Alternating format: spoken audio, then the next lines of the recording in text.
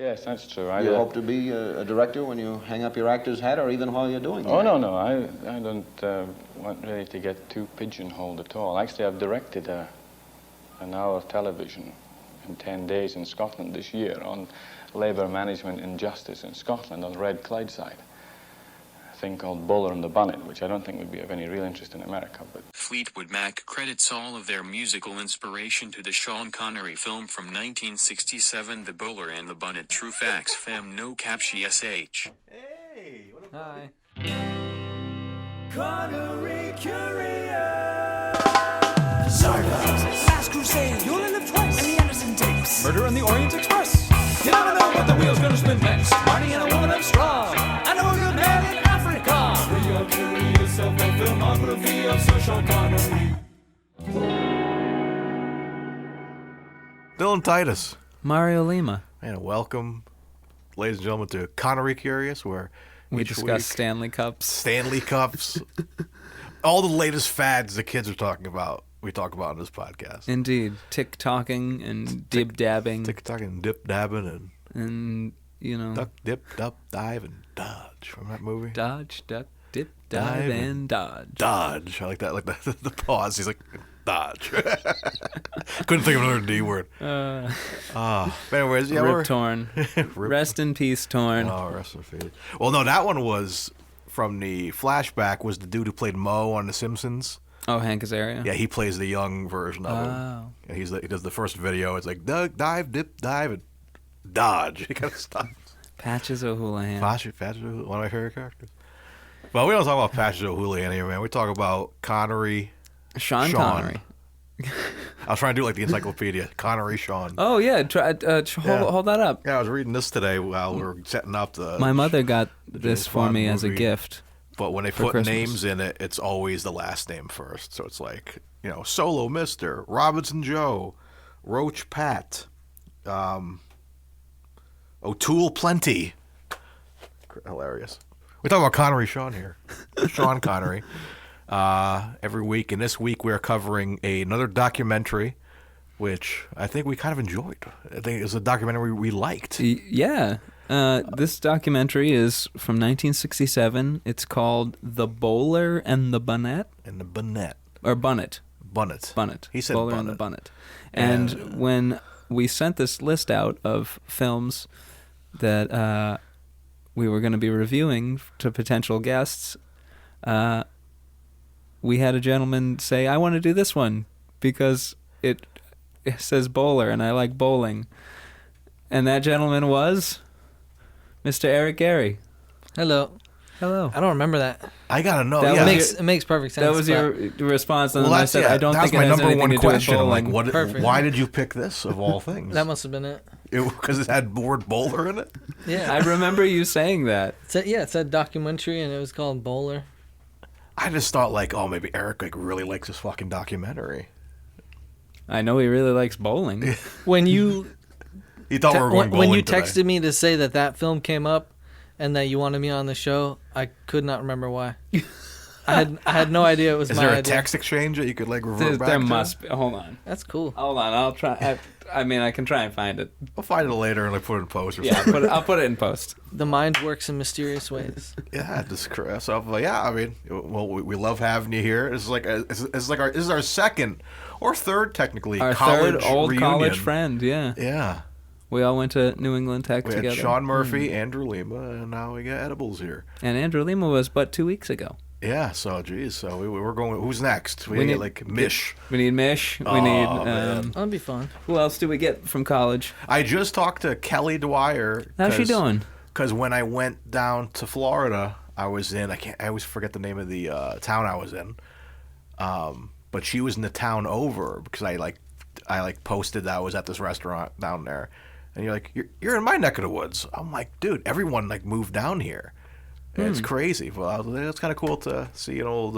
You saw her? I didn't see her, but just chatted on Facebook. Next time I'm in Florida, I gotta see what's up with Definitely Kelly. catch up with her. But yeah, this is cool. So yeah, we gotta get them. Heck, reach out to her, see if she wants to be on an episode. Yeah, let's see if they like Connery movies. 48. We've got 20-ish left, 25-ish left. Which, super side note, if we ever like branch out of Bond actors, I was thinking I Want Candy. I want a John Candy podcast because I started getting into John Candy. All right, well, we need movies. to start it now because that's too good of a title. I Want Candy. Let's just do it now. What are we starting with? Are we doing the same format where we throw them all on a wheel? Probably there's a lot of good ones. Okay, and there's a lot of bad ones too. I was going through, because like I Like don't know why. Canadian Bacon. I just watched.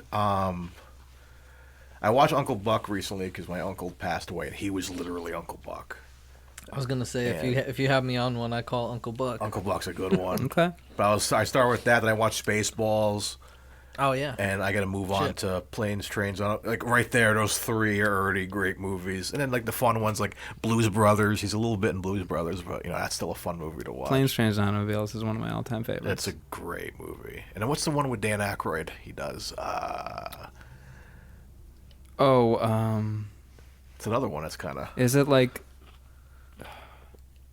Strangers in Paradise or something like that? Come on, John Candy, Dan Aykroyd, The Great Outdoors. There we go. I knew it was like a camping thing almost or something. Yes. But yeah, so yeah, I Want Candy. Maybe we should trademark that and do a John Candy podcast. All right, let's do it. Let's go. Calling it now, folks. I'll be in the backlog. It'll come out like next year or something. Anyways. Or next week. Or next week. Who knows? He's in Home Alone too, right? Yeah. Yeah. Oh, yeah, he's playing the clarinet in the truck. Yep, he's the... There's like a theory out there that he's like he's supposed to be the devil in that movie. That's a weird theory. It's like because he like it's something about like he sold like the mom sold her soul to like To go John back. Candy. Something like that. To Like this adorable man with a. the clarinet. What is it? No, he plays a. He's got like a... accordion. I thought. No, he's like a play- polka he- band. Yeah, he's Like got a the polka polka band, band, but yeah. he like mock plays the clarinet. I, Yeah, don't know. I I was just like- saw it recently. Yeah. On I saw it during Christmas. it was on at my gym. Really? Yeah. Candy jamming. Jam with candy. Candy jam. Candy jam. And, okay, so for a split second when you said we should do I Want Candy, I said, oh, a Michael Caine podcast. And then I remember, John Candy. Oh. Or Anyway. Candy Cane would be a good one for him. Candy Cane. Oh my God, we throw Michael Caine and John Candy's filmographies on a wheel together because they're both retired. Hey, that's not nice. And Okay, I'm sorry. John Candy has passed away, Yeah. but Michael Caine has retired. he was forced retired. Yeah, he just retired. But anyways, yeah, we'll talk about that eventually. But yeah, we're going with the Bowler and the Bunnet from 1960. Bunnet. Bunnet. Yeah, because I was Bowler saying and the Bunnet. Bunnet as well. I was saying bonnet, but we find out in the title sequence. It's Bunnet. It's but yeah, I didn't know what a bonnet was. Then I'm like, oh, they showed us the hat. It's the Flappy kind of hat hat, that he's wearing the whole time. I always I looked called it that up this morning. I always called that a newsboy hat, but it's a literal term is a bonnet. Bunnet, yeah. So I have a bonnet. I should have worn my bonnet today. Shit. We should have had Jim Daly on for this one. Yeah, right. Oh man. Well, I think anyone that likes Sean Connery should watch this. Like, I think it's awesome. Oh yeah. I love like nonfiction television special shit like that. Like the other day I was watching one about the Cannibal Island in Russia, and then I was watching another one about gangs in Guatemala. Like, I'm just fascinated by like what's happening in weird parts of the television. I don't watch like everyday stuff, but this is like everyday television of 1967, and I think he you'd directs enjoy it. It's kind of fun. Edinburgh too. Edinburgh was what year did that come out? I feel like around this time. 83. 83? Yeah. That one's also really fun. It's Yeah. kind of like this, where it's just Connery walking around and talking Showing about his hometown. it's where he grew up in Edinburgh. But that's like 15 years later or something. Yeah, at and he least, looks right? kind of the same, a little Yeah, different. he's wearing a bonnet. He looks the same outfit. Gonna keep doing it. But he's probably like 50 Kafia. by then, but in this he's like 37, 38. It's pretty, I don't know. Yeah. I'm fascinated by this. So he was born It's the only one he directed. in 29. So yeah, he Can't would have beat been about 37, 38. Yeah, so this is, for context, this is the only film Sean Connery ever directed. Yeah. Yeah. And for like a cool piece of television, cinema, or media, whatever, it's kind of wacky. Yeah. There's a lot of like hijinks and silliness, and Okay, we're still going. Yeah, Cool. some of the shots in this documentary are crazy. The one that like made me laugh out loud was, do you remember when like it was the one we were kind of talking about before when he was like on like the sort of The Valiant. some sort of when he was on the like rafters or whatever. Oh yes, and then it zooms out to show the new construction of the rafters and the versus construction the old. worker like goes in frame where you can't see Connery anymore. And when he moved away, I wanted him to like vanish. Like Batman, like the new Suicide Squad game that came out, right? My friend it came out already? Yeah, a friend of mine got early access, so he was streaming it, so I was watching it. And there's a little Easter egg in it. So the whole concept of the game is you're trying to go after the Justice League, like they're still around. And Batman, during the gameplay, you're kind of free roaming around the city a lot, and you can see Batman on rooftops watching you. If you try to get close to him, he drops a smoke grenade and bats fly away, and he does that. Really? I wanted Connery to do that. I drop like a smoke pellet, and like bats are everywhere, and he vanishes. Oh, I was imagining as it zooms out, you see him awkwardly like sneak away in the background. You see him running. He's like on all fours, and he's crawling. Yes. Trying to shimmy on his belly. But yeah, it's him. Like, yeah, it's a lot of him. Like, you know, he's riding a bicycle again in this. He's Yes, like, is this our second Connery bicycle? second or third. I feel like third time. Oh, those shots are great too. Yes, where he's Him in riding through the and warehouse. shit. Yeah, it's crazy. Makes me want to ride a bike through a warehouse. Yeah, right. You could do that like next door. I've got that warehouse, that warehouse. Yeah, like, hey, can I come in and ride my bike? Yeah, he's all over the place, and they deliberately like blur the line between found footage, like you're saying, like public access, whatever kind of shots, pre-recorded stuff, and stuff that they were shooting with him in the shots. They were like blending them really well, and it was confusing. I liked it. Yeah, some very fascinating things. But going back to like that warehouse scene, like that of like him going up the stairs and looking through the window and seeing the ghost football players, like and a long shot of him. Like they did like skits. Yeah, like that was someone's idea, and they staged that. Because I was like, how would they get that shot without being like, okay, go play football now, and we'll take the same shot. You know what I mean? Yeah. Or I don't know. It's just well done. It makes you wonder. Yes, it fucking does make me wonder. So this is our third documentary, you said? Yeah, we did Goal, which is a soccer Goal, documentary. yes, that was the one I couldn't remember. Yeah. Goal, and then Edinburgh. Edinburgh, yeah. So this is a second documentary that had football in it. Is it? Wait, was there football in Edinburgh? No, we had golf, where we golfed and There's golf in this one too. Yeah, oh, true, yeah. But it's not Connery golfing. I was hoping it'd be him. Like I wanted him on the ship golfing.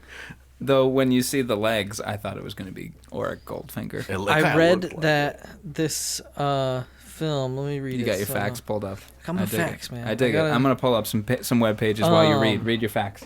Oh, where'd it go? Something about it was a golf thing. Connery said at the time, I'd never considered myself a particularly political animal, but he went to Scotland to look at the Fairfield experiment as encouraged by his golf partner, the industrialist Ian Stewart. So I was wondering if that was the guy in the golf shot in this film. Ian Stewart, occupation boss, hobby work. Maybe they were homies. Oh, maybe, right? And Sean Connery was like, I'm going to make a film about you. Because you're doing some epic shit. Because Sean Connery was like really famous at this time too, I believe. If you go to IMDb, is there any trivia This on was peak James Bond period. Yeah, he had just. I'm looking at his film chronology as well, and he had just done Thunderball and You Only Live Twice came out the same year. It's this. Oh, so might be his first thing after Bond, because after You Only Live Twice, that's when he was like done with James Bond. But they so pulled this him was back his in. first thing then, yeah. Yeah. Which is badass. So, looking at the just the Wikipedia page, the documentary, filmed in black and white, was a critical examination of the Fairfield experiment, whereby the industrialist Sir Ian Maxwell Stewart and the trades union introduced new working practices at the shipyard of Fairfield Shipbuilding and Engineering Company in Glasgow. The title comes from the tradition where bowler hats were worn by managers within the shipyards, while bunnets were worn by the workers. So, screenonline.org says that Sean Connery and Mr. Ian were homies. So call TMZ up. Let's get this. This is a scandal. I'm just kidding. Oh, that dude. Okay. So it seems like he has a strong interest in modernizing industrial relations. So maybe his ideas were very good. Because that's what I was taking away from it, was that the practices that were being applied were good because it showed how everyone was getting a thorough education about the work that they were doing and getting exercise classes. This is not like when I was learning a trade. That was a great part. Yeah. He did like 3 reps. Like, whew. Well, we never had this much fun when I was learning a trade. I am out of shape. Did you see me and you only live twice? I'm out of shape. But yeah, it was... I've got a note. This is very accurate to a lot of today's labor issues, I think, and a lot of today's workplace issues. You know, you've got a lot of workplaces that don't prioritize the health of their workers, and I feel like that's what a lot of this film was about. How a lot of the old guard really wasn't prioritizing the healthy workplace, and now they're introducing those practices. So. Did you want to see what IMDb said? I was just curious about like any kind of trivia that this movie had, because like I want to know why they went with black and white, if that was like an artistic choice or like budget. Oh, I didn't even consider whether it was necessary or not. I thought it looked cool, but like I don't know. Let's see, for the first time outside Scotland, the black and white documentary directed by Sean Connery on decline of shipbuilding industry along the River Clyde was screened during the first edition of the Rome Film Festival on 13th of October in 2006. I'd be interested to see this on a big screen. Same. And it's the only film directed by Sean Connery. It's the only trivia we got. Yeah, really not a lot of information. Some other reference clips of like where else it's been featured. Not much information on there. All cast and crew. It was all the same people that we get. Brian Izzard. That's the only name we didn't get in the credits. Yeah, which we were like talking about like before we started. Like this was like a class film almost that we would have did in college. You know, it's like 5 so people. we have access to it now because of the internet. But I wonder when it came out, who really got to see it? Was it just on TV in the UK? Program on STV, yeah, which was a free-to-air public broadcast television channel. That makes sense. Made up so it might have aired Central in Scotland and Northern Scotland. Probably aired in other parts of Europe a little bit, like places where Sean Connery was important. Broadcast Central and Northern Scotland, broadcast area. So probably not. Looks like it was just a small thing. And given what we've seen in Edinburgh, he did a lot. So Edinburgh was a documentary made literally as a video that you would see on the plane as you were flying into Scotland. So that's like a what do you call it? All right, all his poetic references to Scotland at the beginning of the film are amazing. Like the whole monologue at the beginning kind of like blew my mind. And now it's kind of even more cool to me that his audience was pretty narrow. Like he kind of knew who he was talking to. And I don't know, it was fun. What do you say?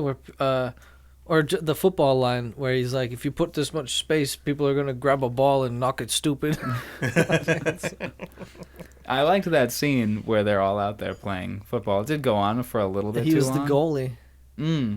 Yeah, I was waiting for him to freaking slide tackle one of the kids, you know, just start roughhousing. I kind of like the shot of how long it went because everybody runs off and he's still there. He kicks in, does more. I don't know. Yeah, and he's just standing there alone. Kind of like, I want to play, man. Where's everybody going, man? Oh, I'm back to work. Oh, yes, I'm Sean Connery. I forgot. I don't have to work. I don't have to do your peasant labor. At the beginning, the fish and chips line, like they eat fish and chips and make love and make ships. It's like that's like on there. He was rapping, chips. He was rapping. Yes, he was rapping Sean Connery. Have we gotten any other rapping Sean Connery? rapping, or at least like spitting poetry. I'm sure there's lots of monologues. People like his voice. Oh yeah, didn't he? A little bit in. What did he do poetry? And then he do poetry and something. Was it Darby O'Gill or Finding Forrester? I was thinking Finding Forrester had that really great speech at the end. Fun fact: I played Sean Connery in like something of a talent show in high school. What? My part was actually no. I played the comedian that played Sean Connery on SNL. Oh, Daryl Hammond. Oh, that would do like the Celebrity Jeopardy. And I had never even seen it, but someone was like, "You sound like him. You should do it."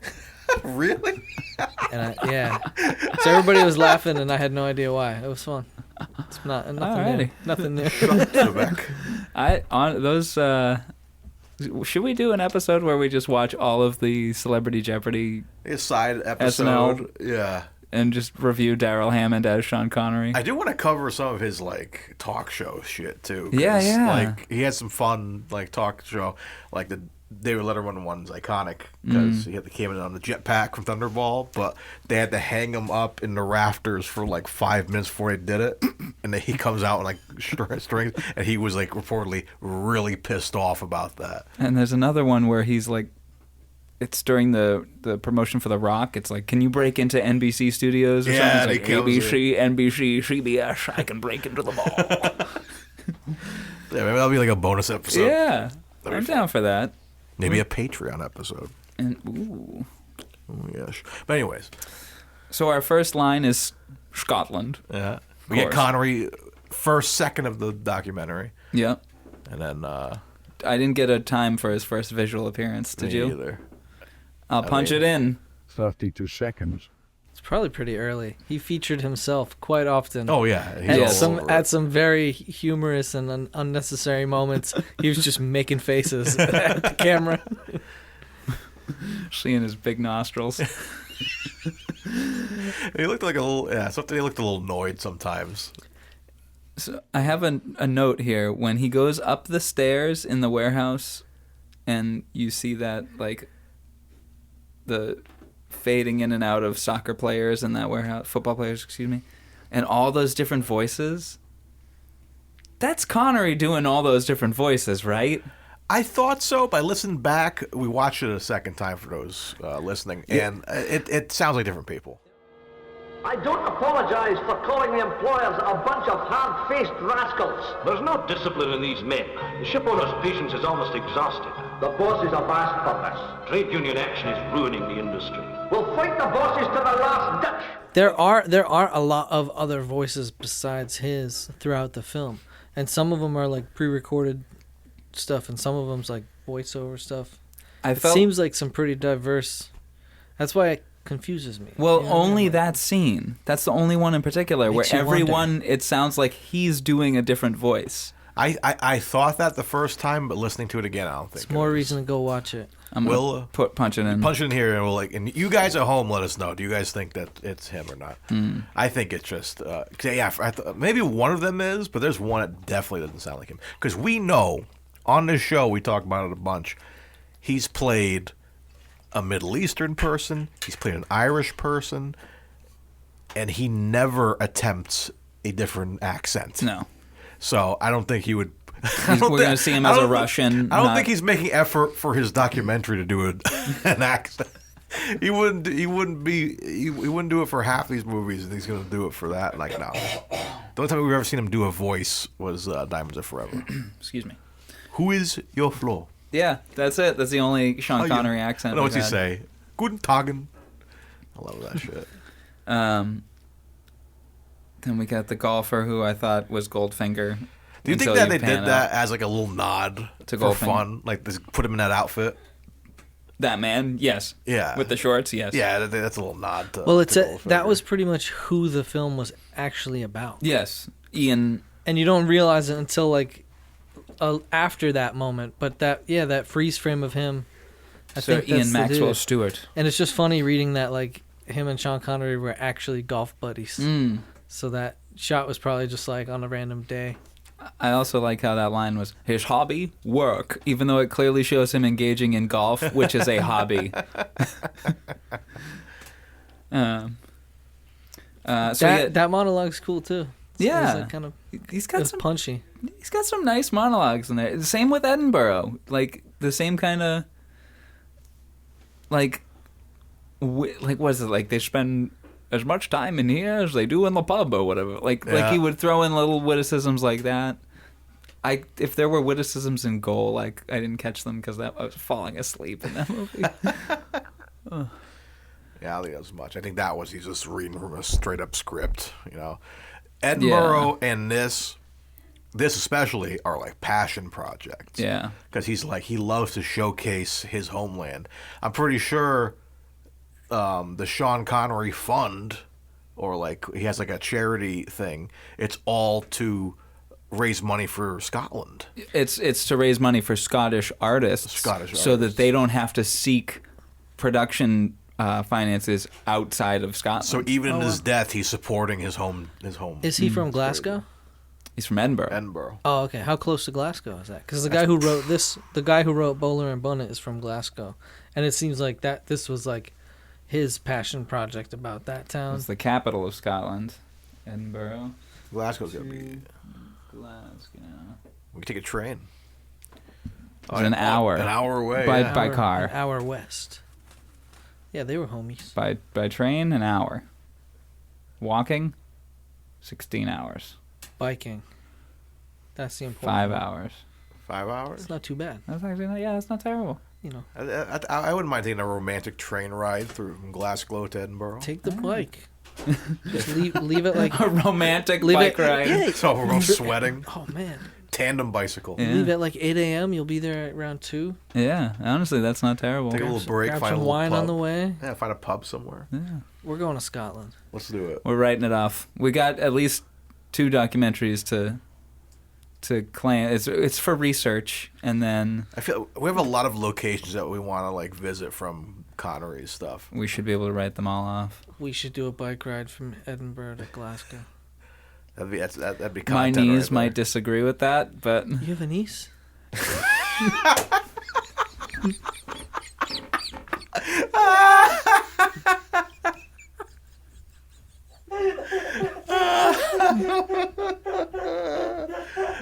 Oh man, the timing is tremendous.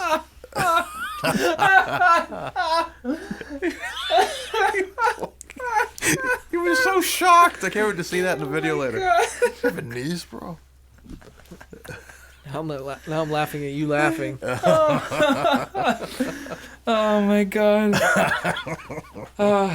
We'll get like a sidecar. You never had a dad joke on the podcast? Jeez. Oh well, I mean, we've had Sean Murphy, Yeah, and he is a joke. No, yeah. I'm just kidding. Oh, What?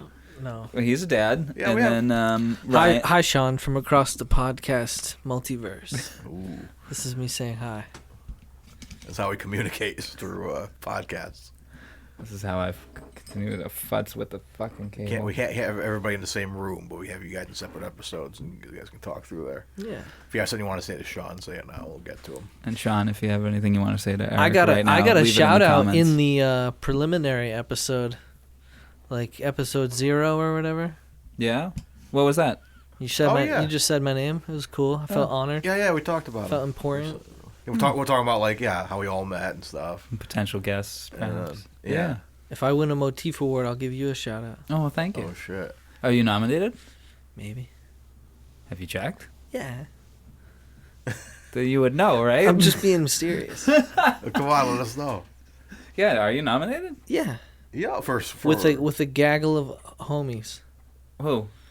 Like almost everyone that works at the parlor. I think Vinny, It's the parlor being nominated? No. I think Vinny's in there too. Vinny Bellows. Shout The out. sound Vinny engineer Bellows. category. Oh, nice. Hell yeah. Is like Let's go. Congratulations, man.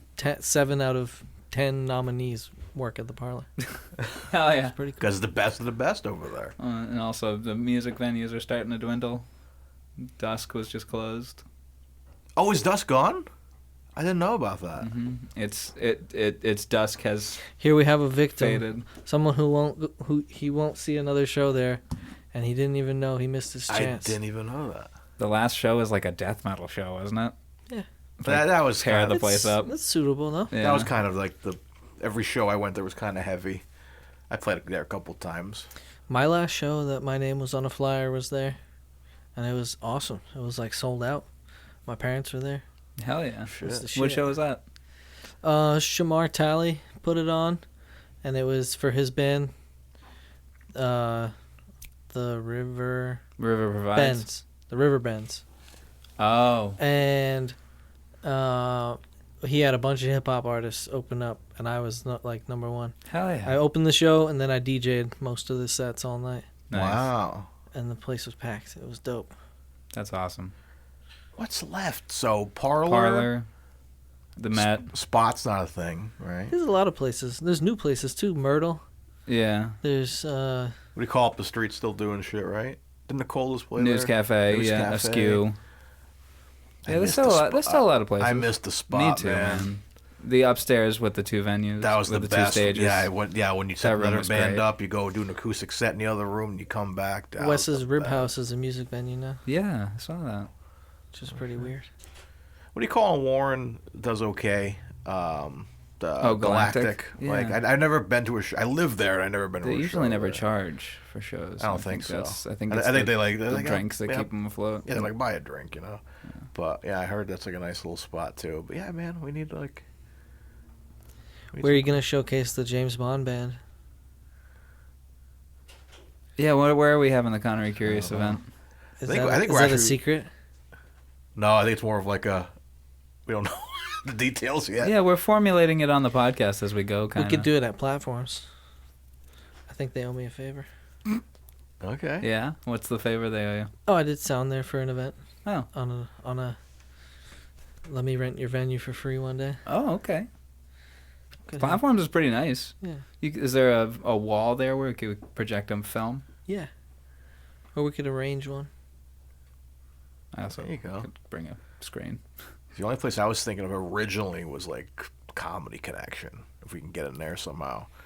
Because That's actually not bad. Because that's like Chuck and Brad. Shout out to Chuck Yeah. Staten. They always do like their like Bradley drawing stuff with like movies and stuff, and they usually have a screen up. So I'm like, you can definitely project a movie on that screen, and we come out after and pod. Do an acoustic set maybe. Yeah, I have a nice projector screen at Parlor.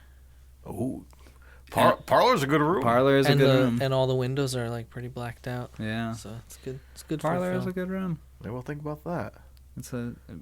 Could probably sell that out pretty easy too. Yeah, we get people in there. Yeah. 100 people? You're gonna get 100 people? Is that 100 people in that Pretty room? much, yeah. Yeah. Almost. We could get 100 people. We could do it. At least 70. Yeah, we could do it. I believe. I believe in you. I believe in us. I believe in us. I believe it's happening. Oh, we're doing Wonder Twins. Shit. And then work your way up to like Stadium Theater in Woonsocket. Put on a big one. We'll bring lights and smoke and fog and whatever they call it nowadays. We'll do a stunt Haze. show. Is that what they call it now? Haze. Haze. Bubbles. Fog I juice. like bubbles and disco balls. Hell yeah. Hell yeah. So this is A little important. bit of foam. Is anyone writing this down? Good thing It's on record. Good thing I have access to all of these things, and that wasn't even sarcasm. Oh yeah, you could do your job, right? Yeah. So hell yeah, we could fucking do this. Hell yeah. I guarantee if I ask Pete, he will help us with it. So Sure. yeah. Okay. Have I derailed this enough yet? No. No, usually it's worse. Yeah, we've derailed in way worse ways. The fact that people like still listen is crazy, because it's like we'll be talking about the movie for like 5 minutes. No, there's one time I think we talked for 40 minutes and didn't even say what the title of the movie was. What movie was this? No. I don't remember. It was something we didn't like. I Bad think. form. Oh yeah. No, if we don't like a movie, it's really easy for us to like we just talk veer about off topic. anything else. Because that's part of this commitment we've made is we do kind of have to slog through some movies that we don't love. And like as much as we did enjoy this documentary, I wouldn't say this is a film I liked.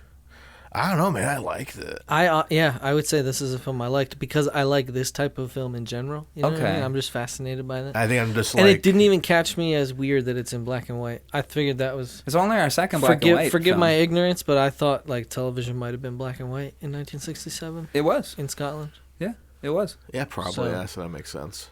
Yeah, a lot of places didn't get color TV until like 70. Right? Yeah. Okay, yeah. So I'm not crazy. I I am, but But- not in that way.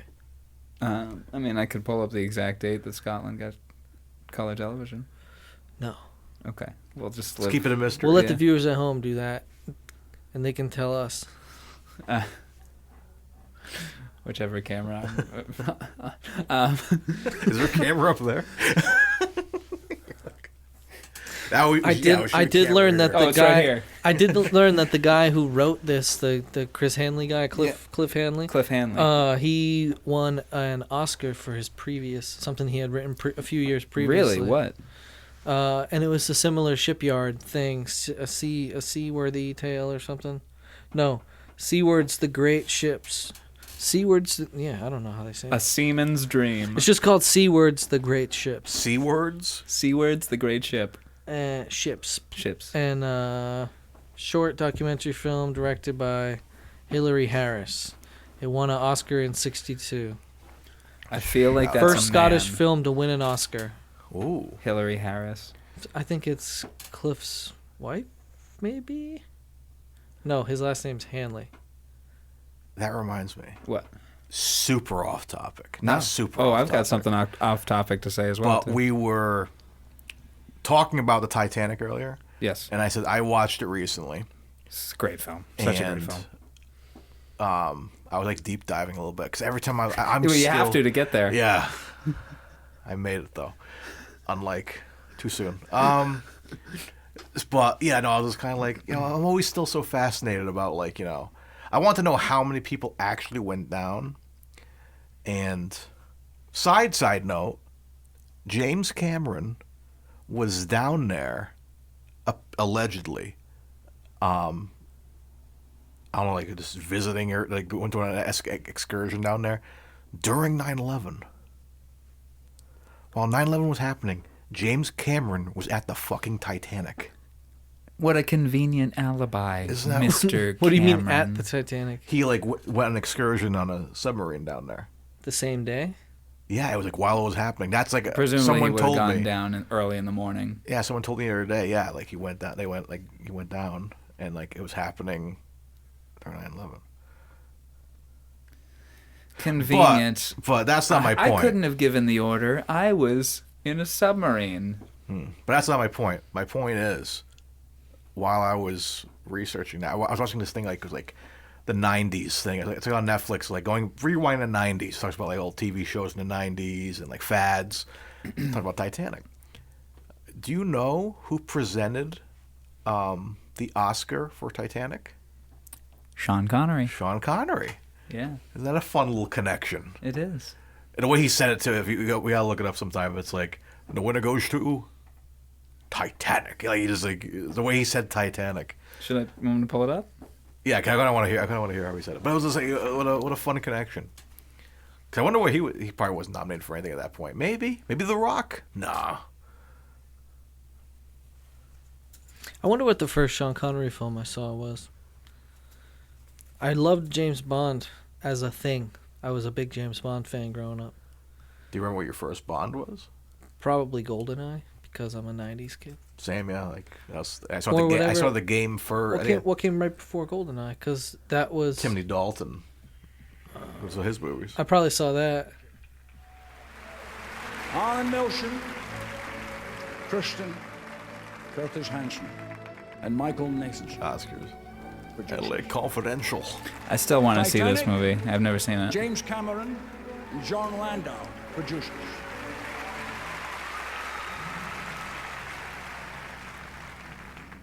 And the Oscar goes to... Damn, his eyebrows are going to work. Titanic. Titanic! It would have been funny if Cameron came out in a submarine. Wow. Titanic Third was of the evening. They were nominated for everything that year. Everything. I still look at that movie and I'm like, was this made in the 2000s? No, it was 90s. Like, I'm like looking at it, I'm like, it still looks fucking good, dude. That movie's incredible. I watched it last year around just all the practical the models and shit for like because I went nuts for years like thinking, I'm like, that's a clear image of the fucking wreckage. I'm like, no, that's a fucking model that they like made. I think it's 100% of the dialogue in that film had to be overdubbed, like redone. Really? They filmed the whole movie, and all the audio was trash because the ship and the wind. Oh yeah, There that, was so that much- feels. There was so much noise on site that they just kind of like hoped would not sound that bad, and then apparently it was awful. I mean, honestly, most film for the past 20 or 30 years, most of it is redubbed afterwards. For reasons specifically like that. So I can imagine it was like probably pretty noisy on those days. But I don't think it was like in the budget. You know what I mean?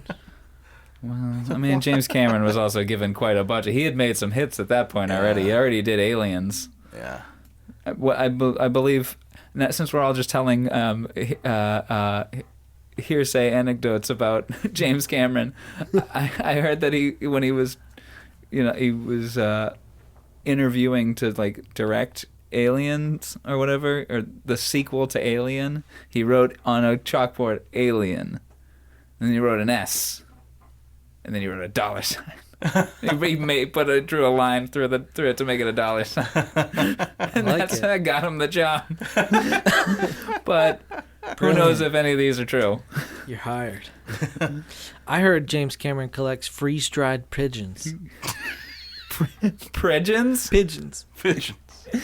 I'd be more concerned if he collects freeze-dried pigeons. Pigeons. Anyway, I don't know what that is. But I like this freeze-dried pigeon theory. And he eats them on set. He just... All the birds you saw in Titanic when they were flying on the poses deck. them. It's And all... and he gets They're nude. figurines. It's like that scene. Sue me. It's like that scene. That scene from Spaceballs when Dark Helmet's playing with his dolls. No, sir, I didn't see you playing with your dolls I again. didn't see you playing with your freeze-dried pigeons again. It's like banging them together. Ooh, now kiss. Except James Cameron says, "You didn't. Well, get over here and watch." Freeze-dried pigeons. Okay, so we get a scene where we see these two in the Bowler and the Bunnet. We see these two foremen walking along, and they give their backstories. And then as they walk out of frame, Connery walks into frame, but he doesn't say anything. It's like he was stalking them the whole time. It's like Mike Myers. And he makes a face at the camera. It's a lot of him looking right at the camera. I'm going to kill them. Yes. His mustache It's a very effective is crazy. technique. This is his mustache. Oh, that too. is Yeah, like- his mustache is like on fire. That thing is so well shaped. It's like a little wavy at the He end. nailed it. I agree. We've seen a lot of Connery mustaches. I wonder over if he the does it years. himself or if he hires someone who's just his mustache manager. I feel like he Mustache does it manager. himself. I feel like he wouldn't let anyone tend to his hair but him. So we were talking about this, earlier. This is like possibly his first thing after James Bond, supposedly. Then he comes back for Diamonds. So I think he was like, I'm growing my hair out, I'm growing my fucking stash out. I'm not gonna be fucking clean shaven James Bond anymore. And he's like, I want him to fucking curl the fucking sides and shit, Dude, like a little like he did in Train Robbery movie. Like Yeah, he had a nice mustache. He had a in little that movie. curled Yeah. at the end, but I wanted a full like twirl, dude. However, he would need to shave it because after this he would go on to play Shalako. Oh, wow, that's so weird to think about. Yeah. Okay, what else do I have? This is Accounting, the movie. A lot of this movie focuses on accounting. That one long shot of... You okay there, dude? Yeah, I'm just having fun. Like, What do you is there a mean by squirrel? accounting? Well, that one long shot of the dude at the desk, and then he's like drawing on the whiteboard. Oh, yeah, and yeah. it's an unchanging shot for like 4 minutes. I love it. And he's just talking about how He budgets felt so work. important for those 4 minutes. Oh, it was great. But however, I was sitting where you guys were sitting yesterday when I watched it, and I couldn't see anything that he was writing on the board. They zoom in eventually. Eventually, You get yes. it. It's a lecture, dog. You get what you can. You write some notes. Exactly. And And I you wrote do- my and you I do wrote your my best notes. on the test. Oh shit! Is there going to be a test on this? Yeah. This is the the Bowler test. and the Bun No, test. this is the test. Okay. Are we passing? I don't know. I'm just here with you. They're testing us. He hasn't Okay. corrected the papers yet, bro. The Connery Curious crowd. is The questionable. Curious Connery's out there. Curious Connery. What's our crowd. grade? Do we get a C for Connery? C for Connery. Hey, C's get degrees. Or an S for Sean? S tier. Sean tier. Wait, what did you just say? C's get degrees. Yeah. That's true. That's I true. don't see student all my life, bro. Maybe not for doctors, though. I don't know. Maybe. For, Yeah, probably. Like bachelor's. I'm talking But bachelor's degree. definitely in Celsius. Yeah. Yeah, those are some C degrees. Yeah. Okay, so during that football scene, did anyone else expect the Beatles from A Hard Day's Night to run out and start when he's running playing around in on the the field field? like, can't buy me love? I was waiting for like Benny Hill music to play and like chasing each other and shit. And I really want him to tackle somebody. Because remember, what was that movie we watched where he's playing football like that and he's beating the shit that they're tackling each other? Molly Maguire's. Oh, remember he's beating the shit out of Yeah. everybody, dude. Like, that's fucking brutal football, dude. Like prison football. It's like fucking, what's that movie with Burt Reynolds? Oh, The Longest Yard. Like the longest yard shit. And then when I love when he comes in, he says to the woman's father, the old man, he's like, "We could have used you out there today, old chap." No, this film's really well framed. Like, there's a lot of shots that make you think like them. They really, I don't know. They took their time. There's some definitely some nice composition of shots in this film. A lot of wide shots. A lot of guys Long going up shots. on cranes. And we That kind one of the Yeah, there were like some daring shots. looking over the edge, like completely looking down and it's like swinging the camera. That was Yeah. nauseating. because I don't think they had like rigs, like body rigs to like hold on to. They were just holding them by his shirt. And like, put yourself in Scotland in 1967, seeing that on television. Like, there's no other media like that besides what you see on TV. That must have been dope. That must have been awesome. And seeing him walk through the 7 giant chambers of the boat and then pop his head out at the end. You're of just the, sitting there of the back drinking of it. some wicked soupy beer. And you're like, Hey, I worked there this morning. yeah. I sound like Sean Connery too. They all talk like him. Unfortunately, a lot of them don't talk like him, and we couldn't understand a Oh, word dude, some of them were saying. If I ever We should go to Scotland and we should tell everyone that we're deaf, so we don't have to attempt to communicate. We'll just automatically sign and point, and we can hear them. We're fine. We can figure it out. They're just yelling But we at don't us. we don't have to like attempt. It's down the street, and we're like, Perfect. I'll remember that. Yeah, half of them are just like, what? that was French.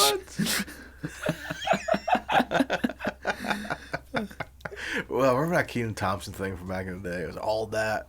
He was in the fucking bathtub, and he would say something in French, and like fucking like it'd be the stupidest shit ever. No. Ma toilette is pilon et de tomatoes. My toilet is full of sweet tomatoes. It was like from all that. He was like Pierre Escargot or whatever. He was like he was just like Long John Silver. He was in the bathtub, and he was like, finish just whatever. And he's like, that hamster ate my sandwich. The stupidest shit ever. Now that's what I was like raised on. Like that was my SNL when I was a kid. You know what I mean? And now he's Now he's on SNL. in his 40s and has been the longest running SNL cast member, whatever. I think so, yeah. He's been there for a wicked long. I think he came back in like 2006 or something. Early 2000s, yeah. So like he's been there for a fucking while. He's killing it, man. Killing it. Shout out to Kenan Thompson, listener of the podcast. Wouldn't that be awesome? That'd be awesome. Keenan, what Connery Curious movie do you want to? He loves Rhode Island. Yeah, did you and Cal enjoy Rhode Island? I think so. They went to Rod's. They went out to like Rod Stewart's? Not Rod's. New York System. They went to I'm thinking of Rod's because I got Rod's Grill next to me. But New York System's. You're always thinking of Rod's. I love Rod's. Wiener Genie is closing. I think they already did. Oh, for real? Yeah. Oh. We'll look it up. I have not been to Wiener Genie. I guess I can't go now. I We'll wish see. I could. We'll see. Maybe they're open right now. I like the part 1 and part 2 barrels to indicate. Oh yeah, like the credits. Very creative credits. I was just in this thinking film. because I think some Marvel thing. What movie? I just saw a movie recently where it did stuff like that, where the credits were on things, or like when you would go to like the little like stamp of like entering Berlin, like they tell you what the location is. Yeah. It'd be like on a street, and a car would drive over Oh, that's it. like Civil War or something. What is Civil? I feel like it was like a recent thing that came out. And I was like, oh shit, that's really clever. People don't do that anymore. They do it well in Quantum of Solace. Maybe is that it? I don't know. Not very recent, but no, I think for some reason I think it was a Marvel show. Maybe the Nick Fury thing that came out, like Secret Invasion. I don't know. Something did that, and I was like, that's really cool. Huh. You don't see that shit anymore, so it was cool. What else do I have? When the Japanese workers show up, the music instantly becomes very "You Only Live Twice." Yeah. Which is a little uncomfortable. What else do I have? Okay, did anyone else like the scene where Sean is the home sales network host?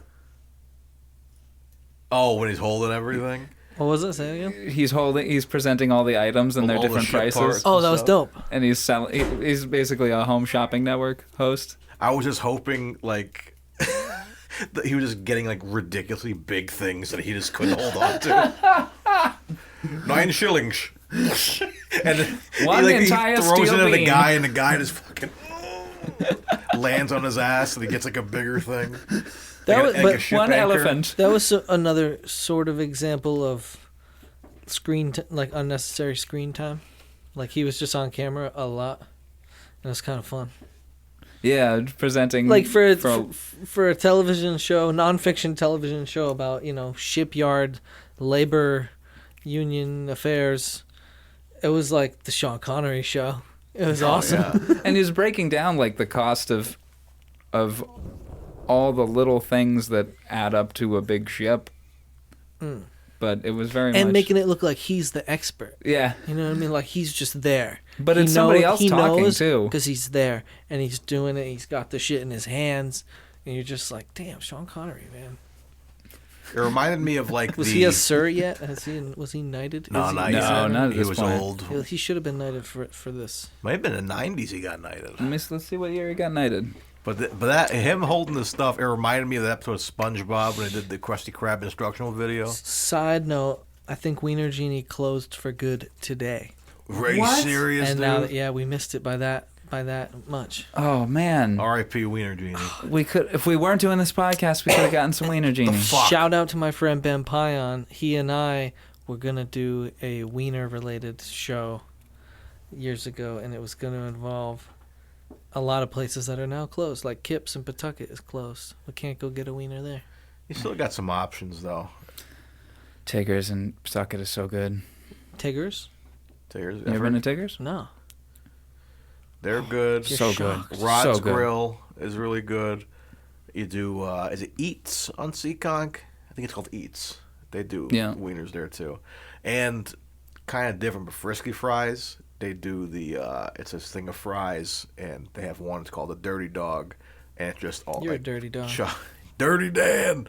And it's just chopped up like New York system wiener, the celery salt, and the fucking meat, and mustard and all that on top of the fries. It's good stuff. Shout out Frisky Fries. So yeah, you still have places to review, so you can still do it. I would listen to the shit of a wiener podcast.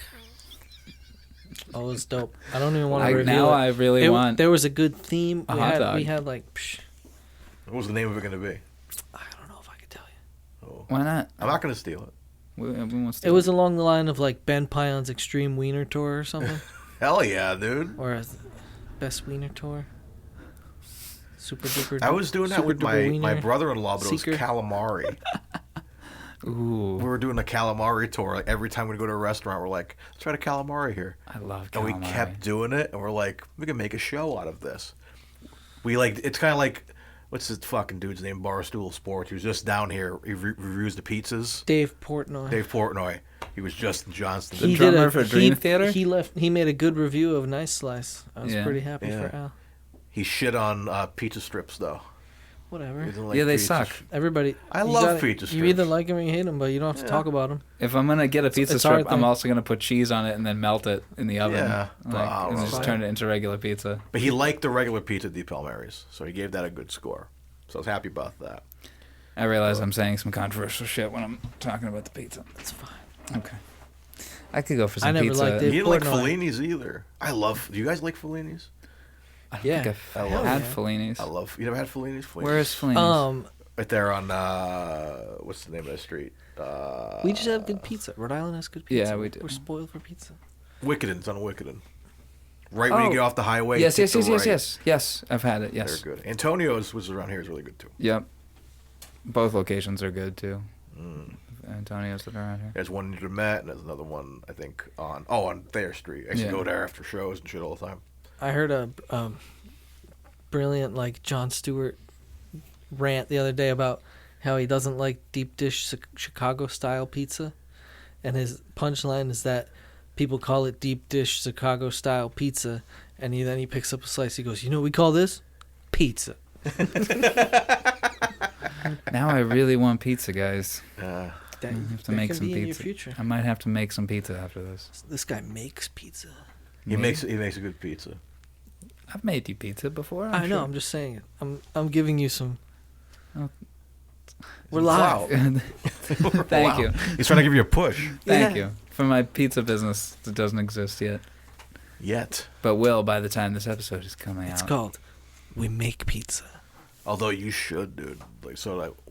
Side note, one more pizza thing. I fell in love with this pizza place in Nashville when I just went down.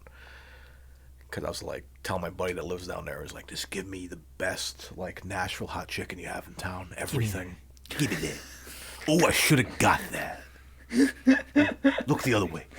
I was in tears. It was so funny. That shit always pops the shit out of me. We're in Nashville, though. But out of Nashville. But yeah, changed my life. I never had I've had chicken on pizza, but it was fried chicken, with the Nashville hot sauce, whatever, pieces of bacon, pieces of waffle, and maple syrup drizzled on top of it. Nashville hot chicken and waffles blew my fucking mind. I was not hungry until you just said all that. Blew my fucking mind. I have a picture of one it more somewhere. time. So it's like a cheese now I'm pizza. feeling hangry. I'm feeling violent. I'm feeling fucking violent, bro. I need that. Oh no! Give me that. Start cooking, Dylan. I forget can make that. I forget if there was cheese on it. I'll look at the menu and see if there was cheese on it. But if there was, you couldn't taste it because you had so much on it with the Nashville hot chicken, the bacon, and then bits of fucking waffle, this fucking chopped up on it, and then you had fucking. I got a picture of it somewhere. Oh my god! While we're talking, I'll find it. We'll show you guys. I've later. got waffle mix too. I knew this was a cooking show. Yeah, because you're talking about you want to do this chicken restaurant, Dilly Burger, and the pizza. Fucking do everything. Why are we gonna make a fucking separate burger place? Everything. We have fucking. I could put fried chicken on your pizza. I could put cheeseburger on your pizza. I could put cheeseburger inside of your chicken. We Two can have pizzas, breakfast pizza. 2 pizzas as the fucking the bagel bites they have As the buns as for a the burger. fucking buns. Who cares? Stoner food. People will fucking buy it. People are high. People are high and they want weird shit. I get weird shit every time I'm fucking baked. When I go to McDonald's or something, I make the weirdest shit. It's incredible to see how. Now we're talking about weed, but on the highway on the way here, there's a huge sign. Highway. I'm always on the highway. No, there's a huge sign now that says "Weed Drive-Through." Yeah, that's. I think that's you see amazing. that? Who would have thought we would see that in our lifetime? Yeah. Ooh, this is it. This was the Nashville hot chicken pizza. That was it. I don't think the cheese. It might be cheese on there. Oh yeah. Look at the detail. Send that to our producer, so we can splice it. Oh my god. Slice it. Oh my god. Eat it. Look at that. Yeah, shit. send me that, please. Feast your eyes, podcast world. That Yeah, there's definitely cheese on it. Look at this, folks. And put some waffles on your pizza. This podcast sponsored by Mother Earth Weed, And waffles. Mother Earth on Cannabis pizza. Dispensary, and what was that name of that pizza place? Why are we I don't remember sponsored? the name of it. What? Now we're sponsored? Yeah, we're sponsored by Mother Earth Dispensary. Is that true? No. But I'd like to be. We'd take free weed products all day long. Sean Connery blazed it up, I bet. Do you think he did? Do you think Connery Probably got high? not. He's Scottish, right? I don't think they got down with the greens. Irish people don't. He seemed like he was more of a I don't know drinker. if that's just me being ignorant, but I'm assuming that they just don't get down. Yeah, I don't think so. It seemed like he probably just had alcohol. Although you think of like one time I had an fucking- Irish dude yell at me because I smell like weed. Really? Yeah. So I'm scared of Irish people. You know,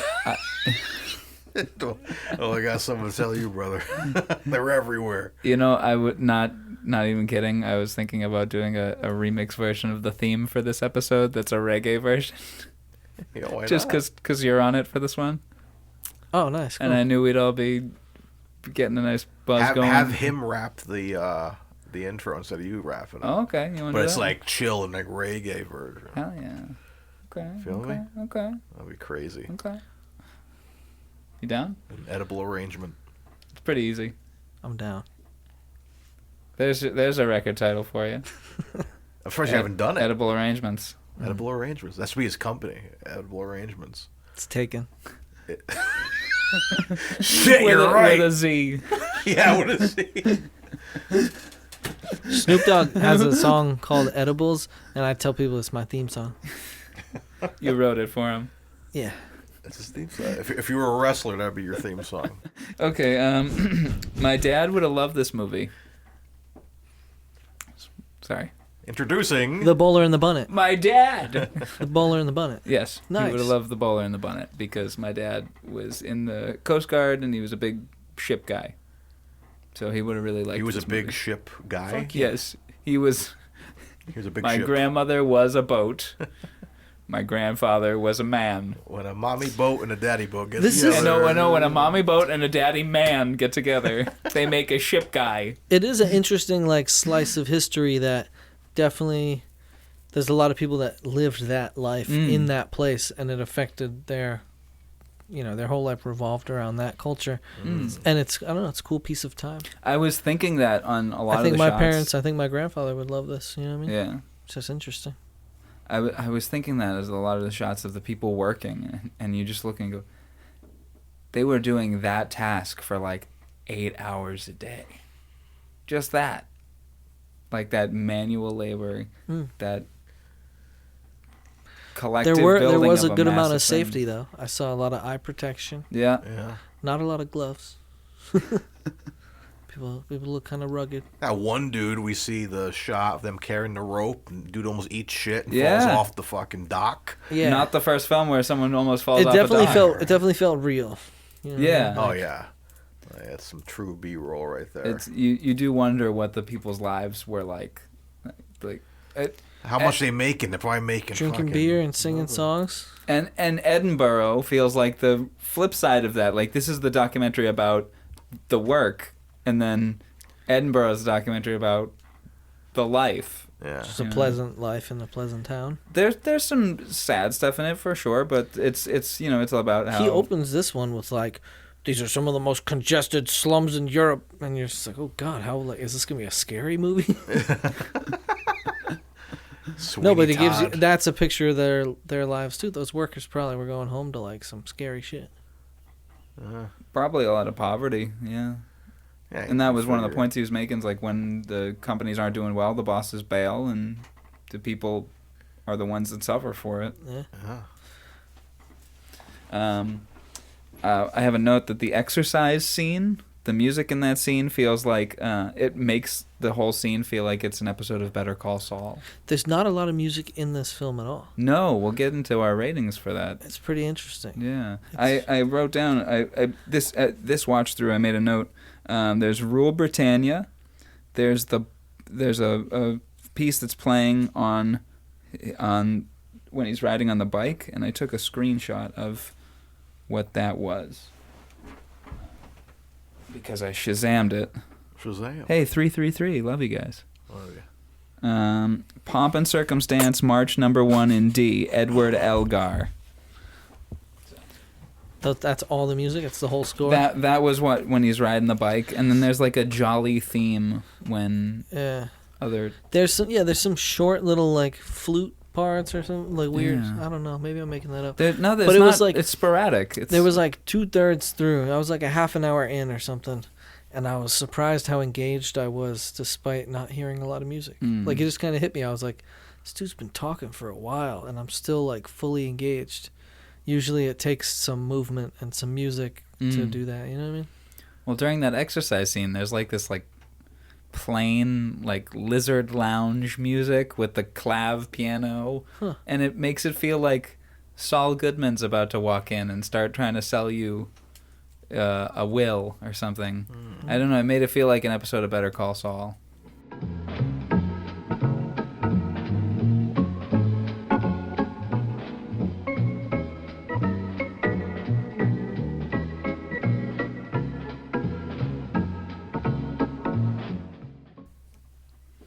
I'll punch the music in. Ow. Oh no, Eric's been shot. He's been punched with the music. It's in me.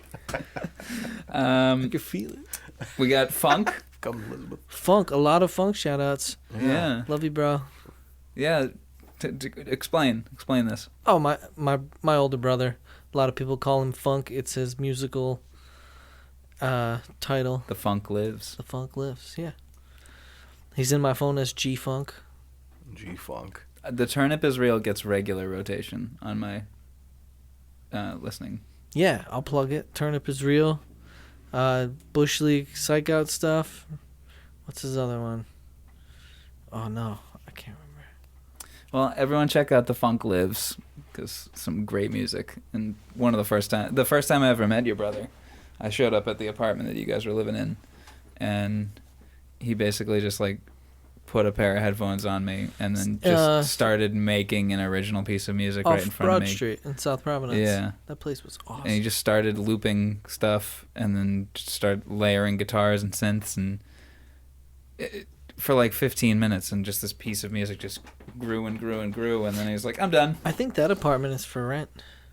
Wow. We could put a studio there. Bring it back. It's 3rd floor, though. A lot of lugging. Yeah. A lot of lugging. A lot of lugging. Whole lot of lug. Wow. And it's like $2,000 a month now or some Oh, crazy boy. shit. Yeah. We got to get that spot. Yeah. It's still open. Cool. Okay. The ship is massive. That's what she said. He said the thing 4 times. 4 times Bowler he and the says Bunnet. the Bowler and the Bunnet. He said the thing. That's cool. He felt good about it. Mario.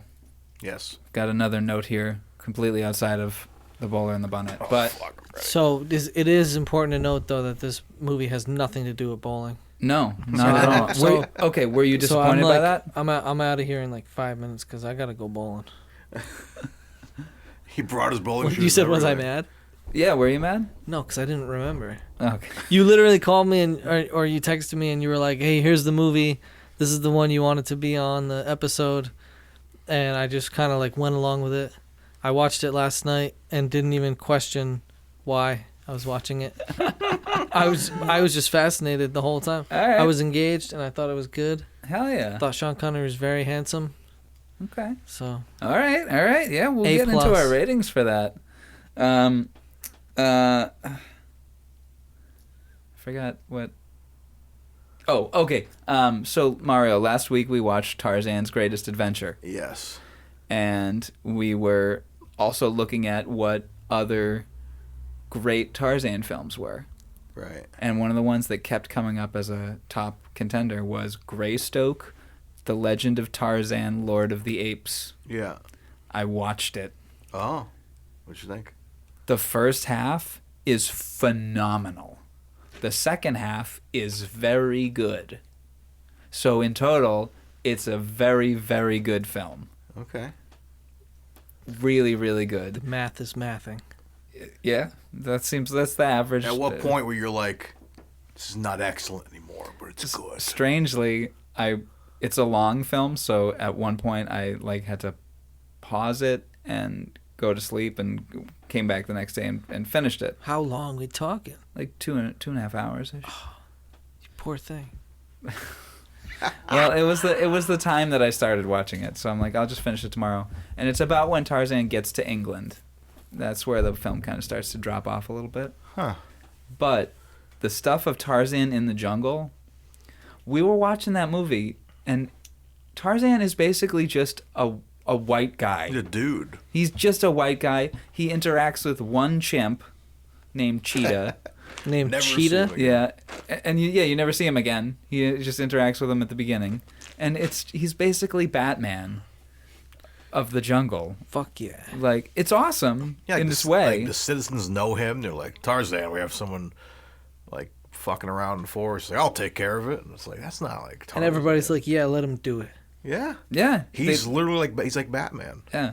When They're every like- other movie, like George of the Jungle, and everything, he's like a mysterious being. And he's a good guy the whole time. Mm-hmm. And everybody's like, it's fine. And he's picking off the group of bad guys. He's got no superpowers. If he ever turns on us, we'll just shoot him. No.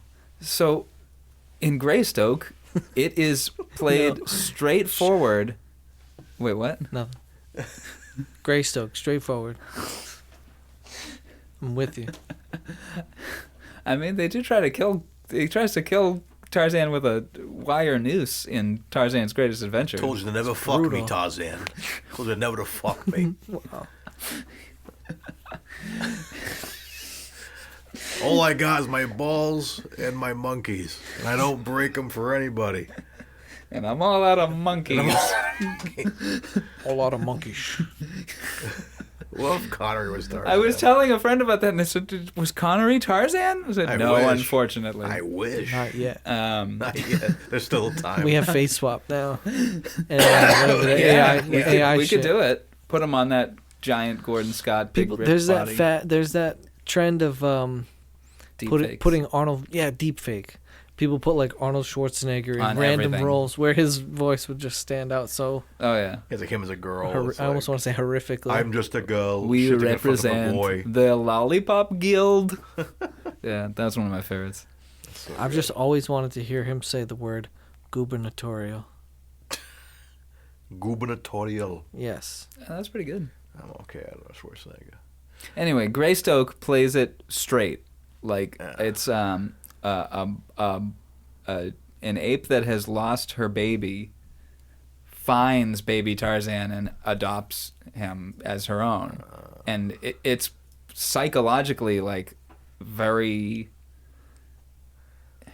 You watch it and you're like, oh yeah, this is what it would be like for a human that had never had human contact before. He would literally be an ape. And it's really good.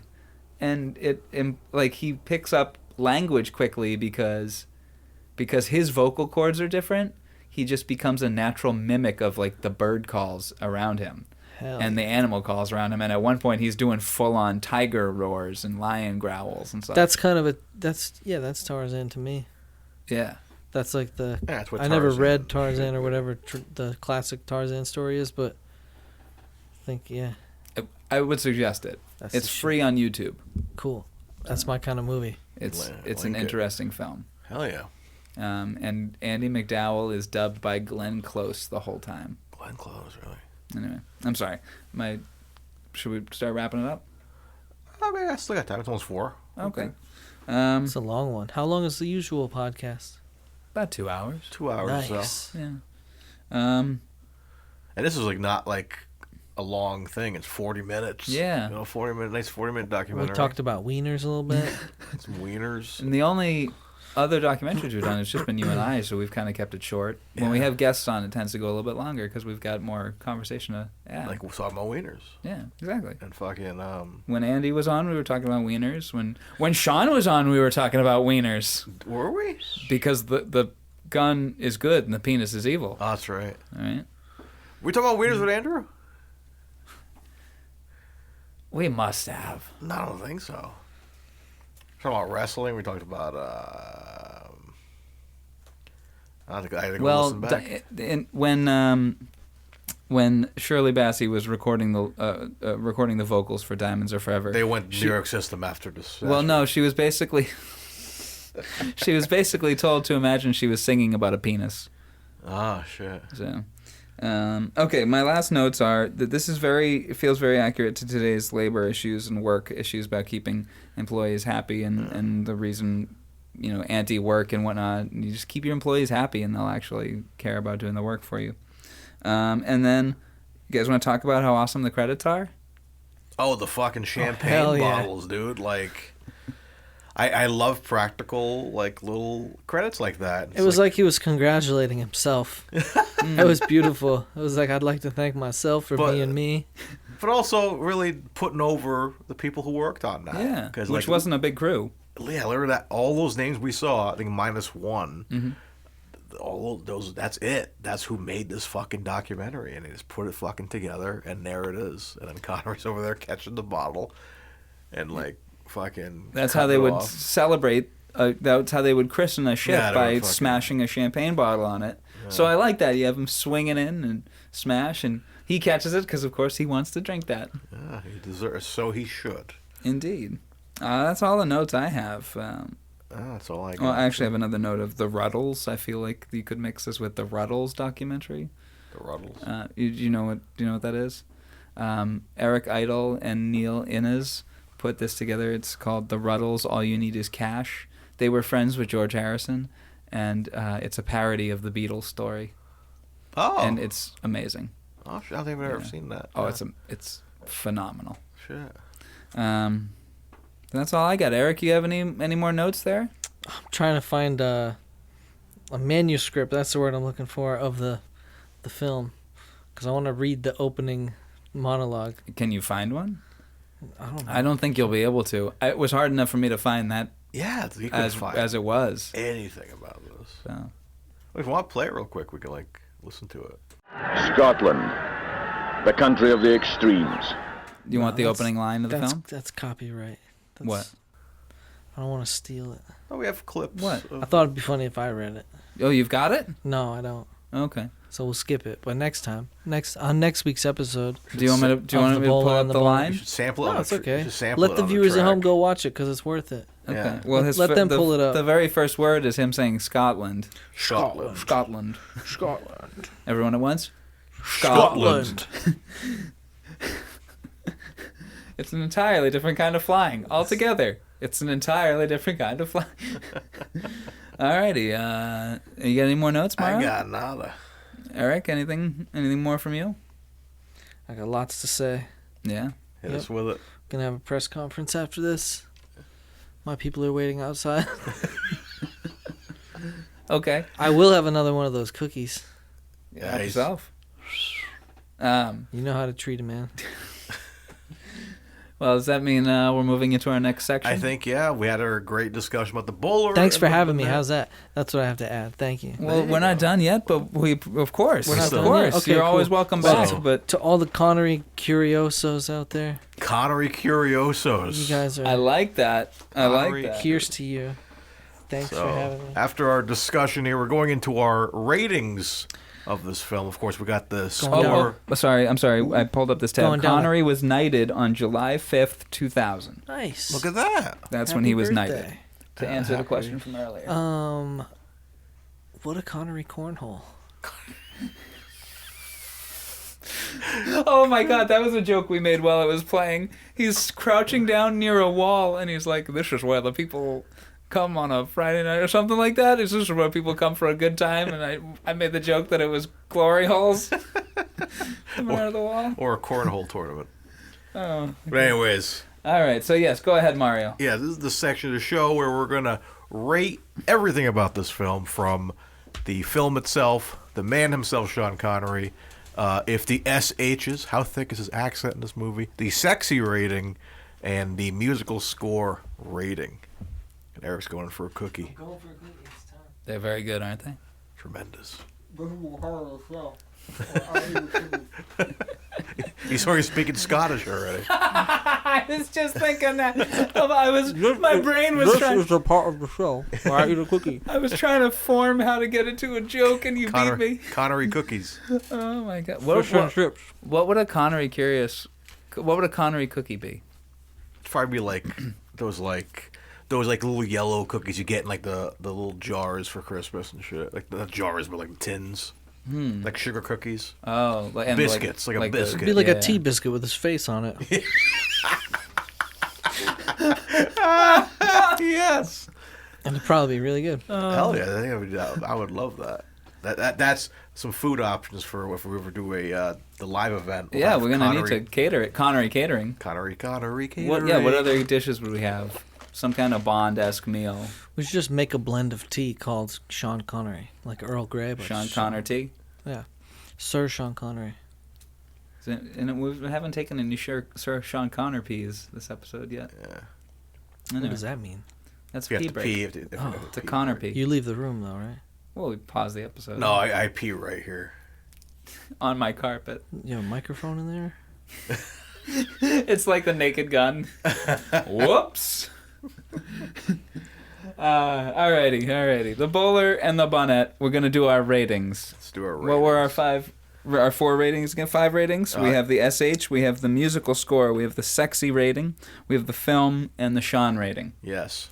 So we'll start with the SH. SH, Eric, is basically like where the S is like esh. When you think of a Sean Connery voice, you typically think of his voice sounding like this.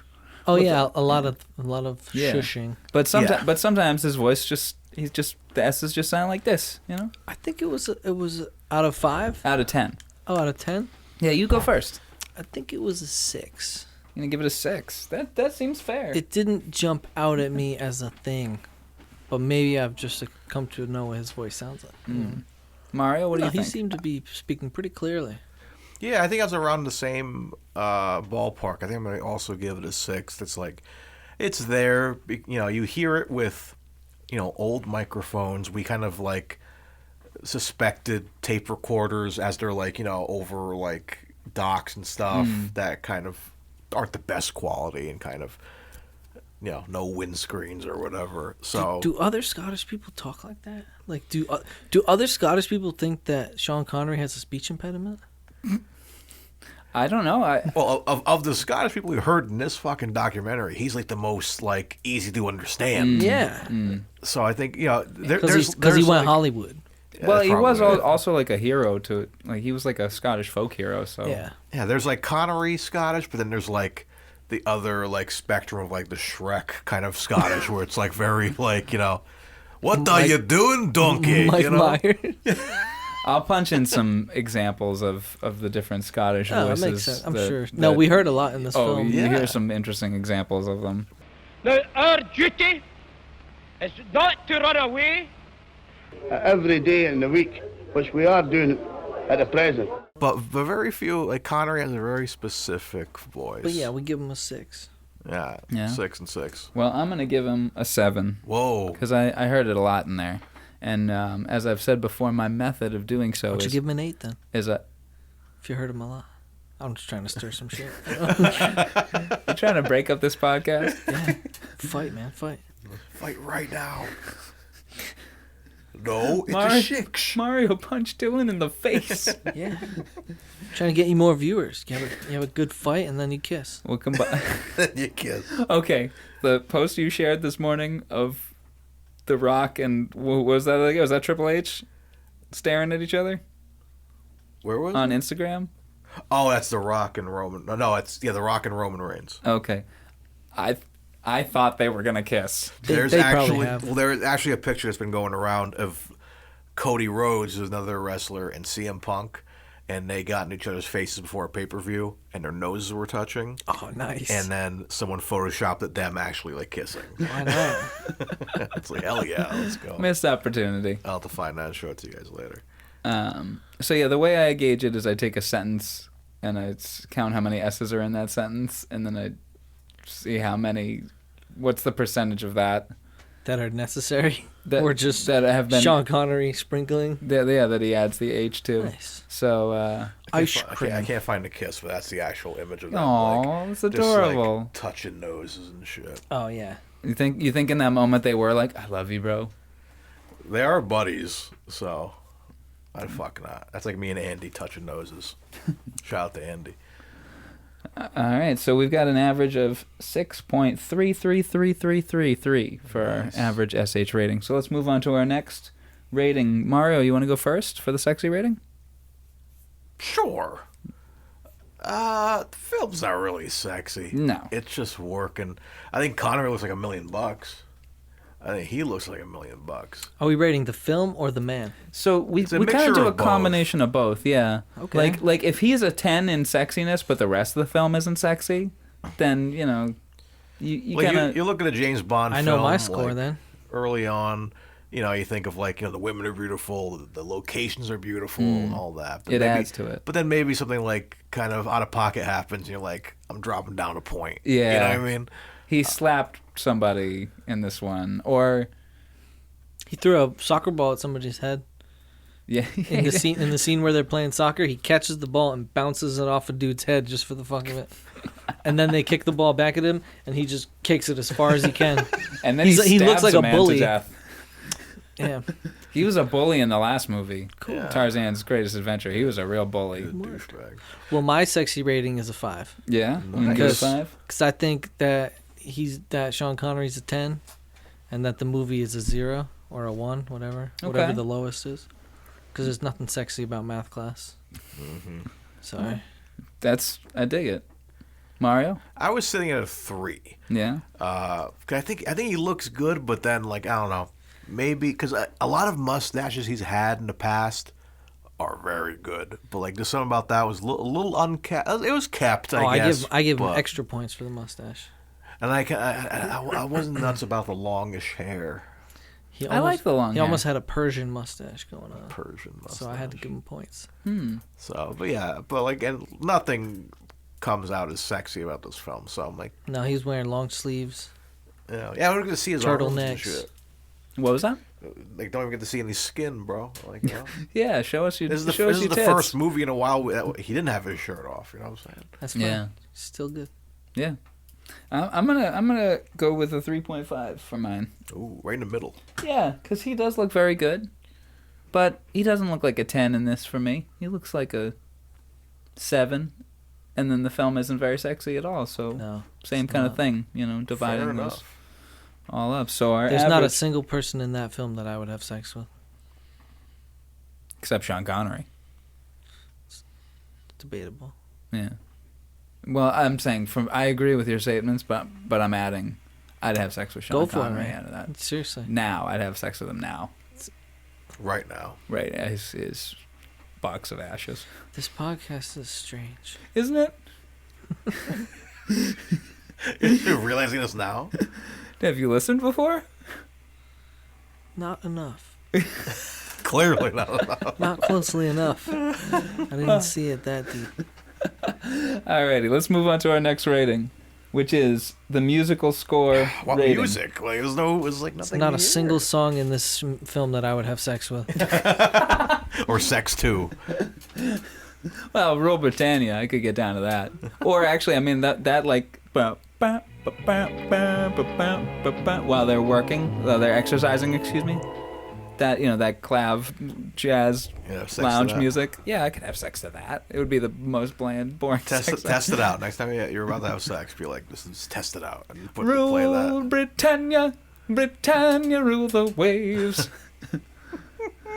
Anyway, so who wants to go first?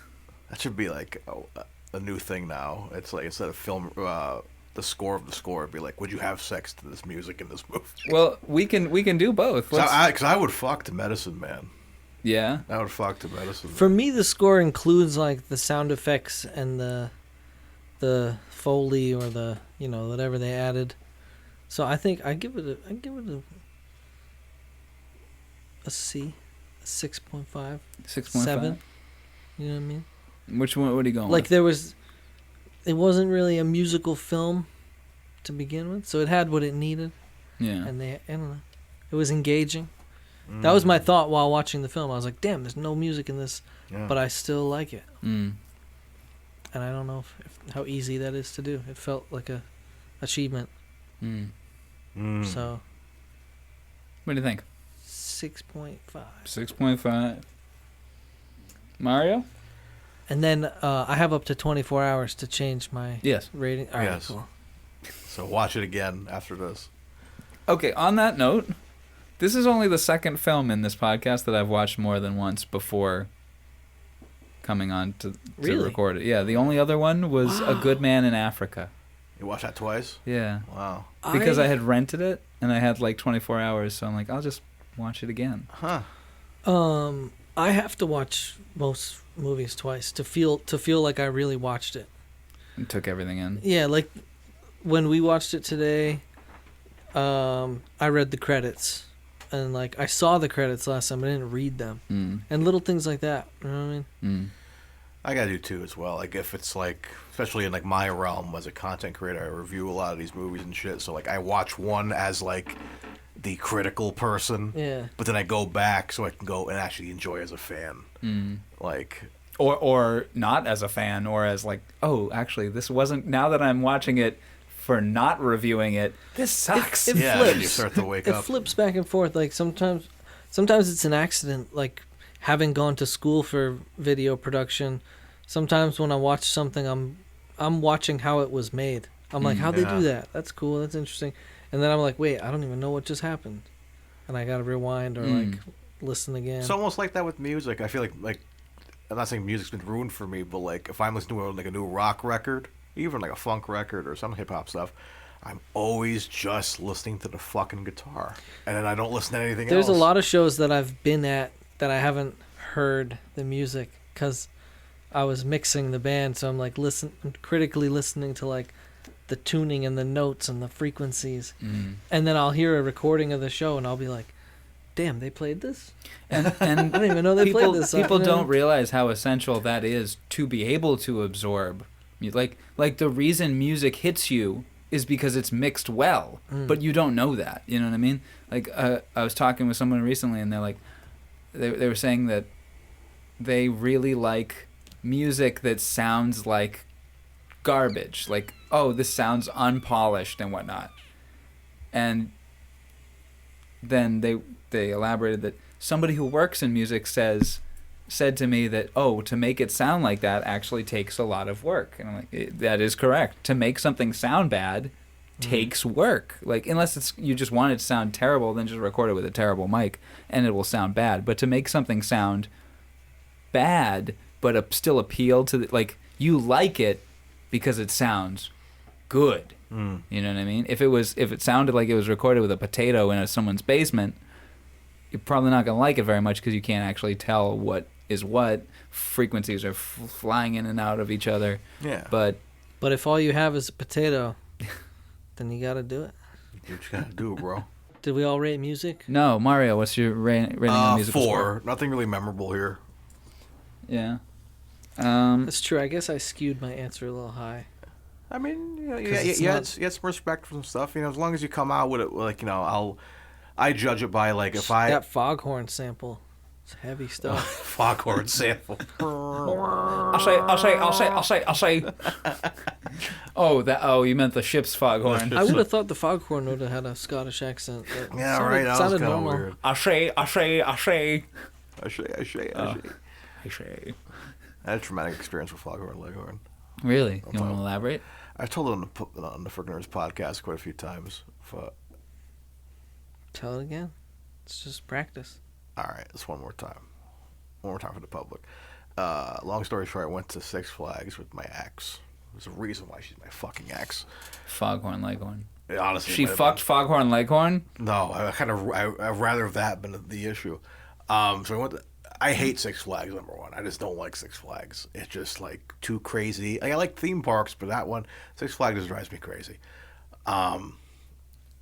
So it was a really hot day, like 100-something degrees out, and we got separated because she went on a roller coaster with her friends. I don't do roller coasters, so I'm like, all right, I'll meet you over here in 10 minutes.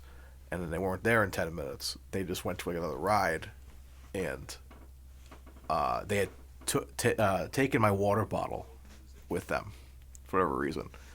So I had no fucking water. It's like 100-degree weather. I'm walking around like near like the front where the carousel is and shit. And I pass out. You actually passed out? I passed out, and I kind of fell down, And, and I don't know if it was happened in my head or not, but no, it definitely happened. But like the voice I heard, a guy in a Foghorn Leghorn costume was like standing over me with like other people, and in my head I heard, I say, are you okay, boy? Oh my God. And as I'm like kind of getting up, they kind of got water in me, and I look up, and the fucking Six Flags old guy is dancing like kind of down the sidewalk. Oh my God. And I'm like, this is like a fucking fever dream. Oh my God. So every time I see Foghorn Leghorn, I get a little triggered. It's insane. What are you playing for us? Fuck foghorns. I thought they were going to play like a fucking Foghorn Leghorn sample. What was that? Fuck foghorns. Did you just put that into a speech thing? Okay. Okay. Okay. This ship is sinking. We better get these scores in.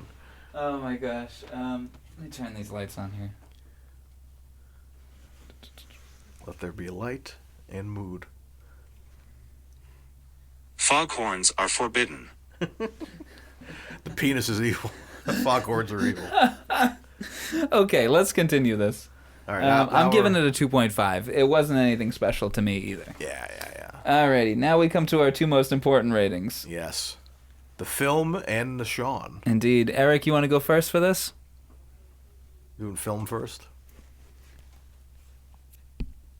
Film rating 9.6. Whoa! 9.6. Was that just to have a 69?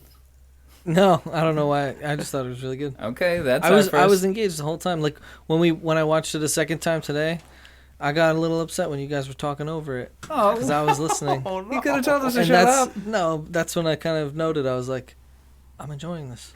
This is Next time, tell us to shut the fuck up, Okay. man. Well, you've got the link. You can rewatch it anytime. next time I will. Tell me to shut the fuck up, dude. I don't care. We Yeah. know each other for a long time. Yeah. You're like, yo, guys, honestly, can you shut the fuck up trying to watch this fucking documentary? This is also our first rating that has gotten a not a 0.5 or a 0.75 or a 0.25. You know what I mean? This is our first. Are you doing this again?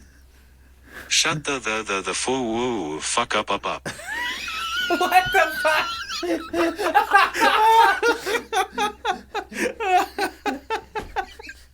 Shut the fool. All right, do that again.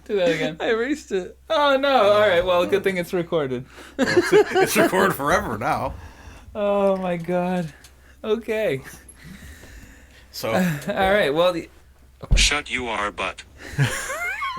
Shut you our butt. All right. Enough of this. All righty.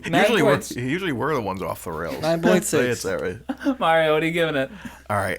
So I really enjoyed it. That was fun. Some killer shots, and some funny things too. Like I love that we didn't really talk about the opening scene when he's in the bus on a double decker, And then he looks, and he's on the bus as well.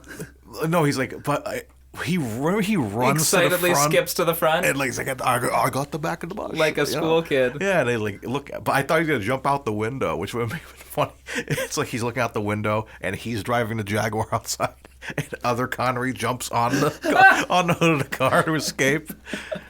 It was a weird cut. Like you see him looking out the window, then it immediately cuts to the front of the bus, and then him looking in the rearview mirror. And he's in the car again. It's like it was interesting. Some goofy choices, but I really enjoyed this, and I think I'm gonna watch it again. Really? Yeah, I'm like a third time. Talking about. Yeah, I think I'm really into. I think it's a fun little thing to watch. I would just keep this almost getting ready to go out or something.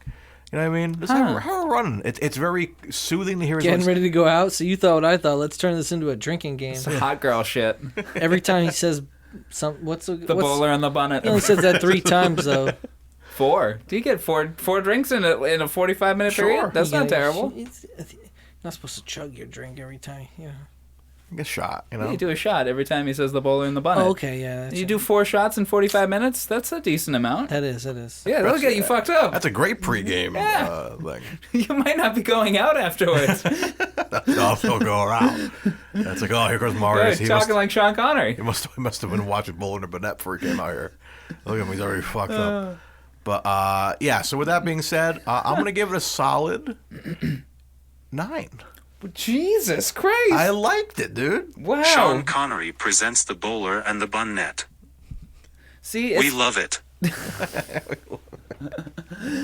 It's Bunnet, but we keep pronouncing it as Bunnet, and that even pronounced it as Bunnet. That's fun. That's interesting. Maybe it's like depends on where you're from. What was that? Say that again. You gonna believe a robot? Yeah, right.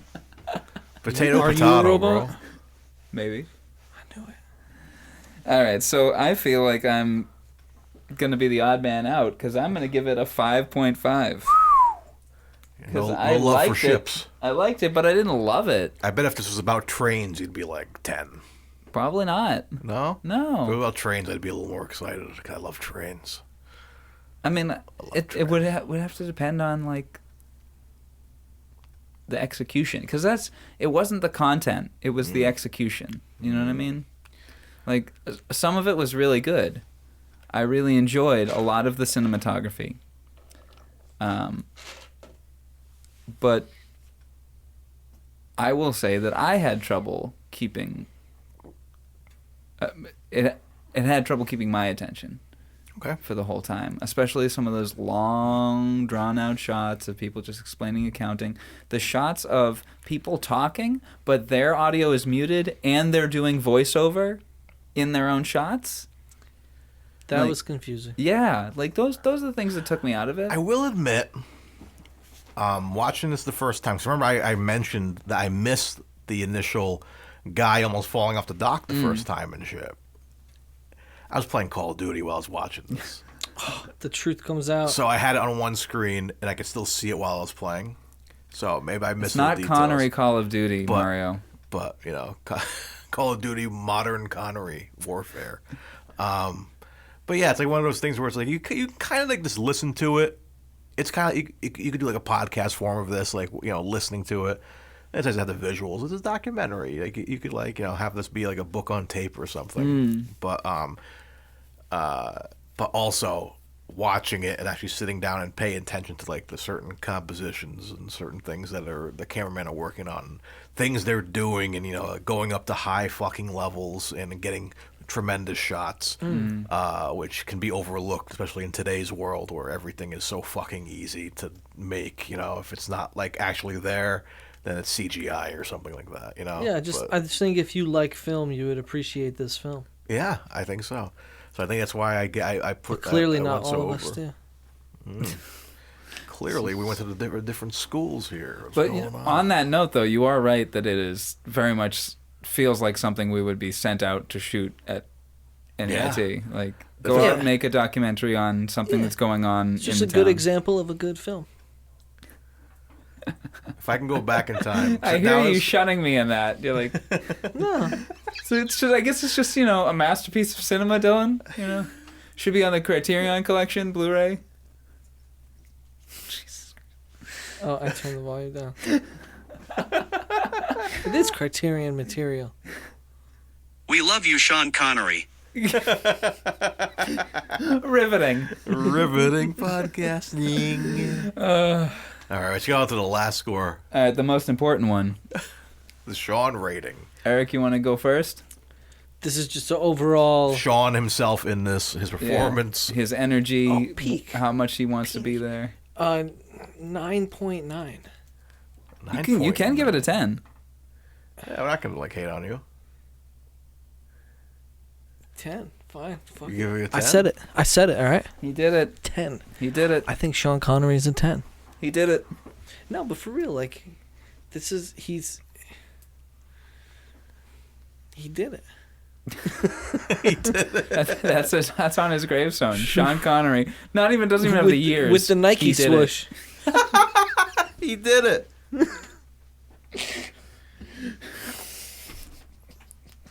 Alrighty. Is that all you have to say? Yeah. Okay. Mario? It was an honor. Mario, let me know when you watch this again. I'll join you. Well, let's watch it again. Okay. I don't think I'll be watching it again. It's fine. It's all right. You weren't invited. I mean, Eric, having a good You know time. what I will do, though? I will put, like you said, have it on as you get ready or something. I will totally put this on casually in the background because it's like very... It'd be good on mute. No. Or with music over it. No, it's very like unintentional ASMR. Yes. You know what I mean? Yeah, a lot of shit noises and everything Yeah, else. a lot of like gentle Scottish old gentlemen talking Scottish very... massage. You must... Scottish massage. Top secret massage. All right, Mario, what are you giving our boy? I think I'm gonna give a flat 9. I think, and he's for like, because you gotta give him love for this, because like this is his first thing he directed. He's performing in it, with like all the narration and like all the shots of him like walking around and all that. And he looks like he's having fun doing this. He's having a blast. He's like riding a fucking bike around and shit, and like playing football with He's fucking like, people. I can make a film about the labor workers in the Scottish shipyards, or I could make a film about me experiencing the labor workers in the Scottish shipyards. Him walking through that'll his sell. Sean's day out. That'll sell. Sean's day at the shipyard. It really seemed like he just threw himself in there as like, what do they call it? I'm at a loss for words. It's like watching like the signing of the Declaration of Independence, and like Connery just kind of peeked in. It's just like, hey, what are you guys doing over here? Like product placement.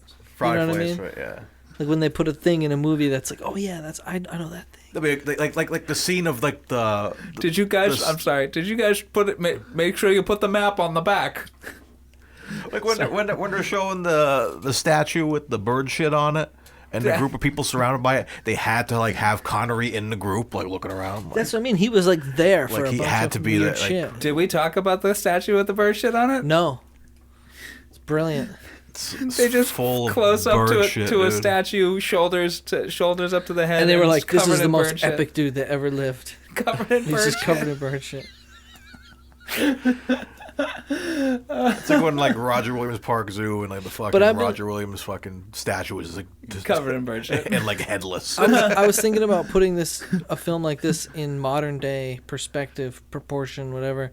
Like they started filming it in like 65 or something, or like started researching it and then filmed it in 67, released it in 67. So like that, if today was when it was released, they would have started filming it at like 2021 or something. It would be about like emergency workers during the pandemic. Yeah. No, not what it would be about, but just kind of like the timeline, the context of like how they they got it done. It would only have been in 2021, and it was happening like in real time. So yeah, you're right. It would be about something like that. You know what I mean? Like a current event. It's kind of cool. That's what he chose to do for like his first and only. It was a cause he obviously cared about. Yeah. Like, I'm sure he had a lot of. Yeah, like he never put himself in the role of director ever again. Yeah. Just for that, he felt like, oh, I should do this. It's kind of cool. On that note, I am also going to give him a 9 because he is putting almost all of himself into this. His performance in it is very amusing. His performance in it is amusing. His direction is interesting and quirky and adorable in the way that it would have been for us going out to shoot something. Did Mia just meow? Yeah, it's like, come here, baby. I love that kid. Hi. Get over here. Come hang out. Mia's come in hang the out with your Mustache uncles. Club. Very small, yes. Very small. Very oconta. Hi. Let's put you on an episode, huh? No. Oh. She's like, nah. Nah. There's no treats in it for me. Yes. Bring it in. Hello, Connery Curious. Hello, Mr. Bond. This is Mia. Wrong pushy. Mia, say something. This is your moment. Say something. Say it in a Connery accent. Wow. Wow. Nice purr. Say hi. Gotta put some tuna juice on the mic grill. Windscreen. Ooh. Mia. All right, that's Mia's first appearance on Connery Curious after over a year. Mia's curious. All righty, let's go back through these ratings. Oh, we get an overall score? Yep, our averages. So the average SH rating is a 6.33333, but it's pretty thick. Our average sexy rating is a 3.833333. It's not a very sexy movie. Our musical score is a 4.33333. It's not much to shake at. Our film rating is an 8.03333. You guys really liked this movie a lot. Hell yeah. And I thought it was okay. And what was the overall for that one? 8.03333. Oh wow, that's a high score. And then considering what the movie is, you know what I mean? Our average Sean rating is a 9.33333. All .33333 is here. So we really liked Sean in this movie. And the total Sean rating is a 6.373333. That's pretty high. I'll take it. Yeah. For a documentary. Yeah. Under an hour, too. Crazy. Yeah. Alrighty. Well, that's all our ratings, which means The Bowler and the Bunnet, Bunnety Spaghetti. You gotta sample that shit. We'll do that one more time, please. One sec. Can you remix it to something? Like a techno song? I'm sure, but I need a clean sample of it. All right. Did you send me that picture of the pizza? Yes. The Bowler and the Bunnet, Bunnetti Spaghetti. Oh my god. Oh my god. Let's go. Alrighty. So Mario, you want to tell Eric what time of the show it is? So Eric, this is a huge honor. Only few people in the world. Ice bucket challenge portion. Basically. Yeah, you got to put your phone away for this one. Oh yes. Oh okay. Yeah. No, but okay. So this is our end of the episode ritual. Our big moment of the show where we have to decide what film we're covering next. So we go over to wheelofnames.com to spin the wheel of curiosities, which is getting so much. 24 left. It's like, oh my god, it's gonna keep spinning. It's not gonna. It's not stopping. Okay, yeah, go. I'm just adding. No, you're gonna do it. I'm adding ambiance. What am I doing? So you're gonna be spinning this wheel, Eric. Oh, wow. So before we do, we've got 24 films left, and we always we always talk about what films we want, what films we don't want, and then we do a little shuffle. How far along are you? How many films have you done? Which number is this?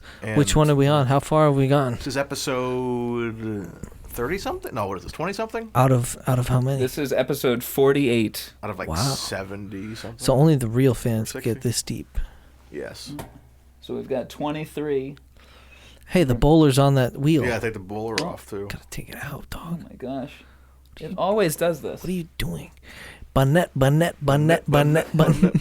Anything else on here that we've got? That we've watched already? I think that's it. All right. So we've got 22 movies left. 22. Which makes it an even 70. Come on, I'm adding ambiance. Just keep going. Just keep riffing now. Okay. I can't think. Mario, what film do you want next? What film don't you want next? I really want to fucking see League of Extraordinary Gentlemen. Yeah. I'm like in the mood for it for some reason. And what are you not in the mood for? I'm still not ready for Bond yet. Give us a few more weeks before we hit Bond again. I really need something entertaining. I feel like we've been kind of on a slump. Really? At least for me. So like I don't love Diamonds. I didn't love Tarzan. I didn't love this. I could kind of go for Entrapment because I hear Entrapment is very good. It's one of my favorites. Yeah. Oh yeah. Then why didn't you suggest that one? I don't know. I thought you guys already did that one. But No. yeah, I should have suggested that one. That movie's Do you great. want to come back for She Entrapment? dips beneath the lasers. Do you want to come back for Entrapment? I would. Yeah, why not? I'll watch that 10 times. Let's do it. There we go. Yeah, Booked. so there we go. Mummies. Imagine we get that now. Let's record it right now. We'll watch it and record it. Let's do it. Yeah. I kind of want Entrapment or I want Highlander 2 because I'm still so curious about Yeah, Highlander I'm 2. super curious about how bad that one is. Connery I see curious? Entrapment. Highlander would be fun. Highlander was very fun. What's Highlander 2. Thunderball? That's a Thunderball Bond. is a James Bond film. Time Bandits looks good. Oh yeah, yes, Thunderball. I really want Thunderball. Time Bandits too. Yeah, I really want Time Bandits, and I really want Hunt for Red October. There's a bunch of movies I want on here. What I don't want next, I could go without a Bond for sure. Yeah, save not those yet. till the end. And again, like Lilacs in the Spring, I'm all set with such stuff like that. Yeah. So, all right. So we'll give it a shuffle. Mario, you tell me when, okay? We are the Time Bandits. Yeah, I really want Time Bandits. I hope we get Time Bandits next. Well, what were you gonna say? I was gonna say I don't want to see Spider-Man, but I really want to see Space Jam. The first one or the second one? The ones with Sean Connery. What? There's something you're not telling me, bro. I don't know. What did it land on? Okay, so you're here to spin it. Oh, you are our guest. Why was he spinning it then? He's not spinning. We're it. shuffling it. He was telling me when to shuffle. When to stop shuffling. Because I put him in alphabetical order. All right. Give me that. Can't click on it yet. Okay. We got to do our little ceremony. Yeah, we should go spin the wheel of curiosity. And you got to say it with us. He's nervous. All right. Okay. Do you know how to work one of those? Hold it. Don't click it yet. I'll hold it. And when you're ready, you need to move the mouse over to his face and click on his face. When I'm ready. When you're ready. When we summon it. Because, Eric, it's now time for you to spin the Wheel of Curiosities. Click it. I'm ready.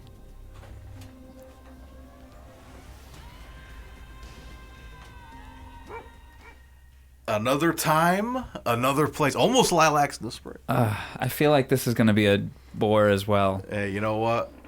That was so much fun. Yeah. It's a nice little hit. Want to do it again?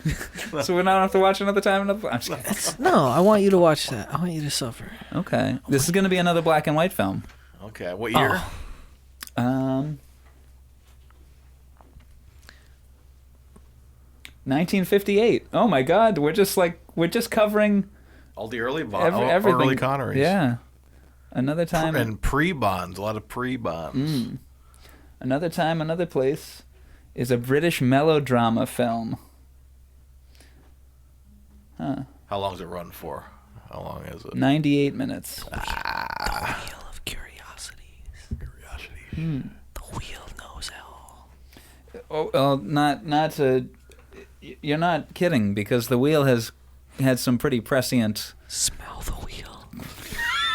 Well, Mario said it's made with Connery's blood. Yeah, he said that his blood is like in the wheel. Wow, that's Like how the it's way lubricated. Kiss Yeah. put their blood into the ink for the first run of their Marvel comics. That's really weird. It's kind of twisted. Yeah. It's kind of like they say that Bob Barker, the Price is Right wheel is filled with Bob Barker's blood. Oh yeah, His remains. His remains are in the wheel. The ashes are It's because it was like made of fiberglass, and he had to spin it so many times. His hands are just like ruined. All right. Well, I need to take a Connor pee, so I think we're good to wrap this up. Let's wrap it up. So before we head out, so Connery will return in another time, another place. We'll return next week. But have you had a good time, Eric? No. Shit. Had a fabulous time. Good. Oh, Yay. Yeah, let's go. I think you're wonderful hosts. I enjoyed my oranges and my crackers. Well, thank you. And my film screening of the wonderful documentary that is The Bowler and The Bunnet. Bunnet. Spaghetti. Bonetti spaghetti. I'm Joe Bonetti. Joe Bonetti spaghetti. That better be sampled somewhere, I swear to God. All right. Well, it's recorded, so. But anyways, Eric, do you have anything you want to push, promote? Or? Yeah, give us some plugs. I want everyone to watch this podcast twice. Oh, damn! Well, thank you. Every single episode. Well, thank you. Anything you're working on? No. There really isn't. I'm working on myself. That's honestly, that's the most important thing. Hell yeah. It really is. So. Well, Eric, thank you for coming on. It's been a blast. I feel blasted. Me too. Me too. Where am I? What? What? Oh, you were saying that you could punch a lot of Steve Austin whats into this movie. Oh, you're talking fucking what? What? What? He served his time in sewing machines, and I suppose he'll need to stop welding and sew the blocks together. What? Yes, this is a blast and a half. Like, yeah, dude. Ice. ASMR, ice shaking. You gotta do it together. Do it together.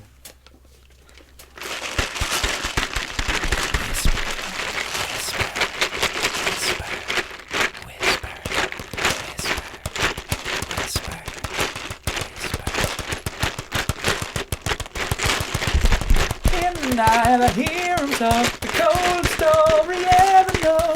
Somewhere far along this road, he lost his soul to a Sean Connery. That's it, folks. Thanks for listening. We'll see you guys next week with another time, another place. Until then, I've been Mario Lima. I've been Dylan Titus. Fart noises. I'm Eric. Gee. Okay, we'll take it. And as always, folks, stay curious, curious, curious, curious.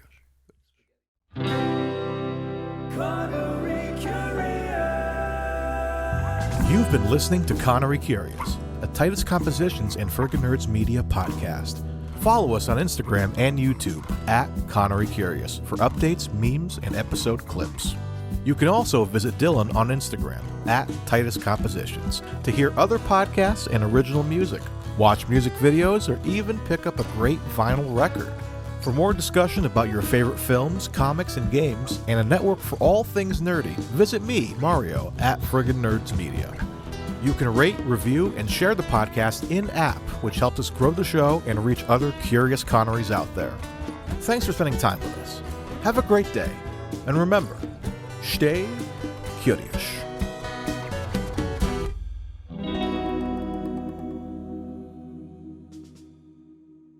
The Bowler and the Bunnet, Bunnetti spaghetti. Oh my god. Oh my god.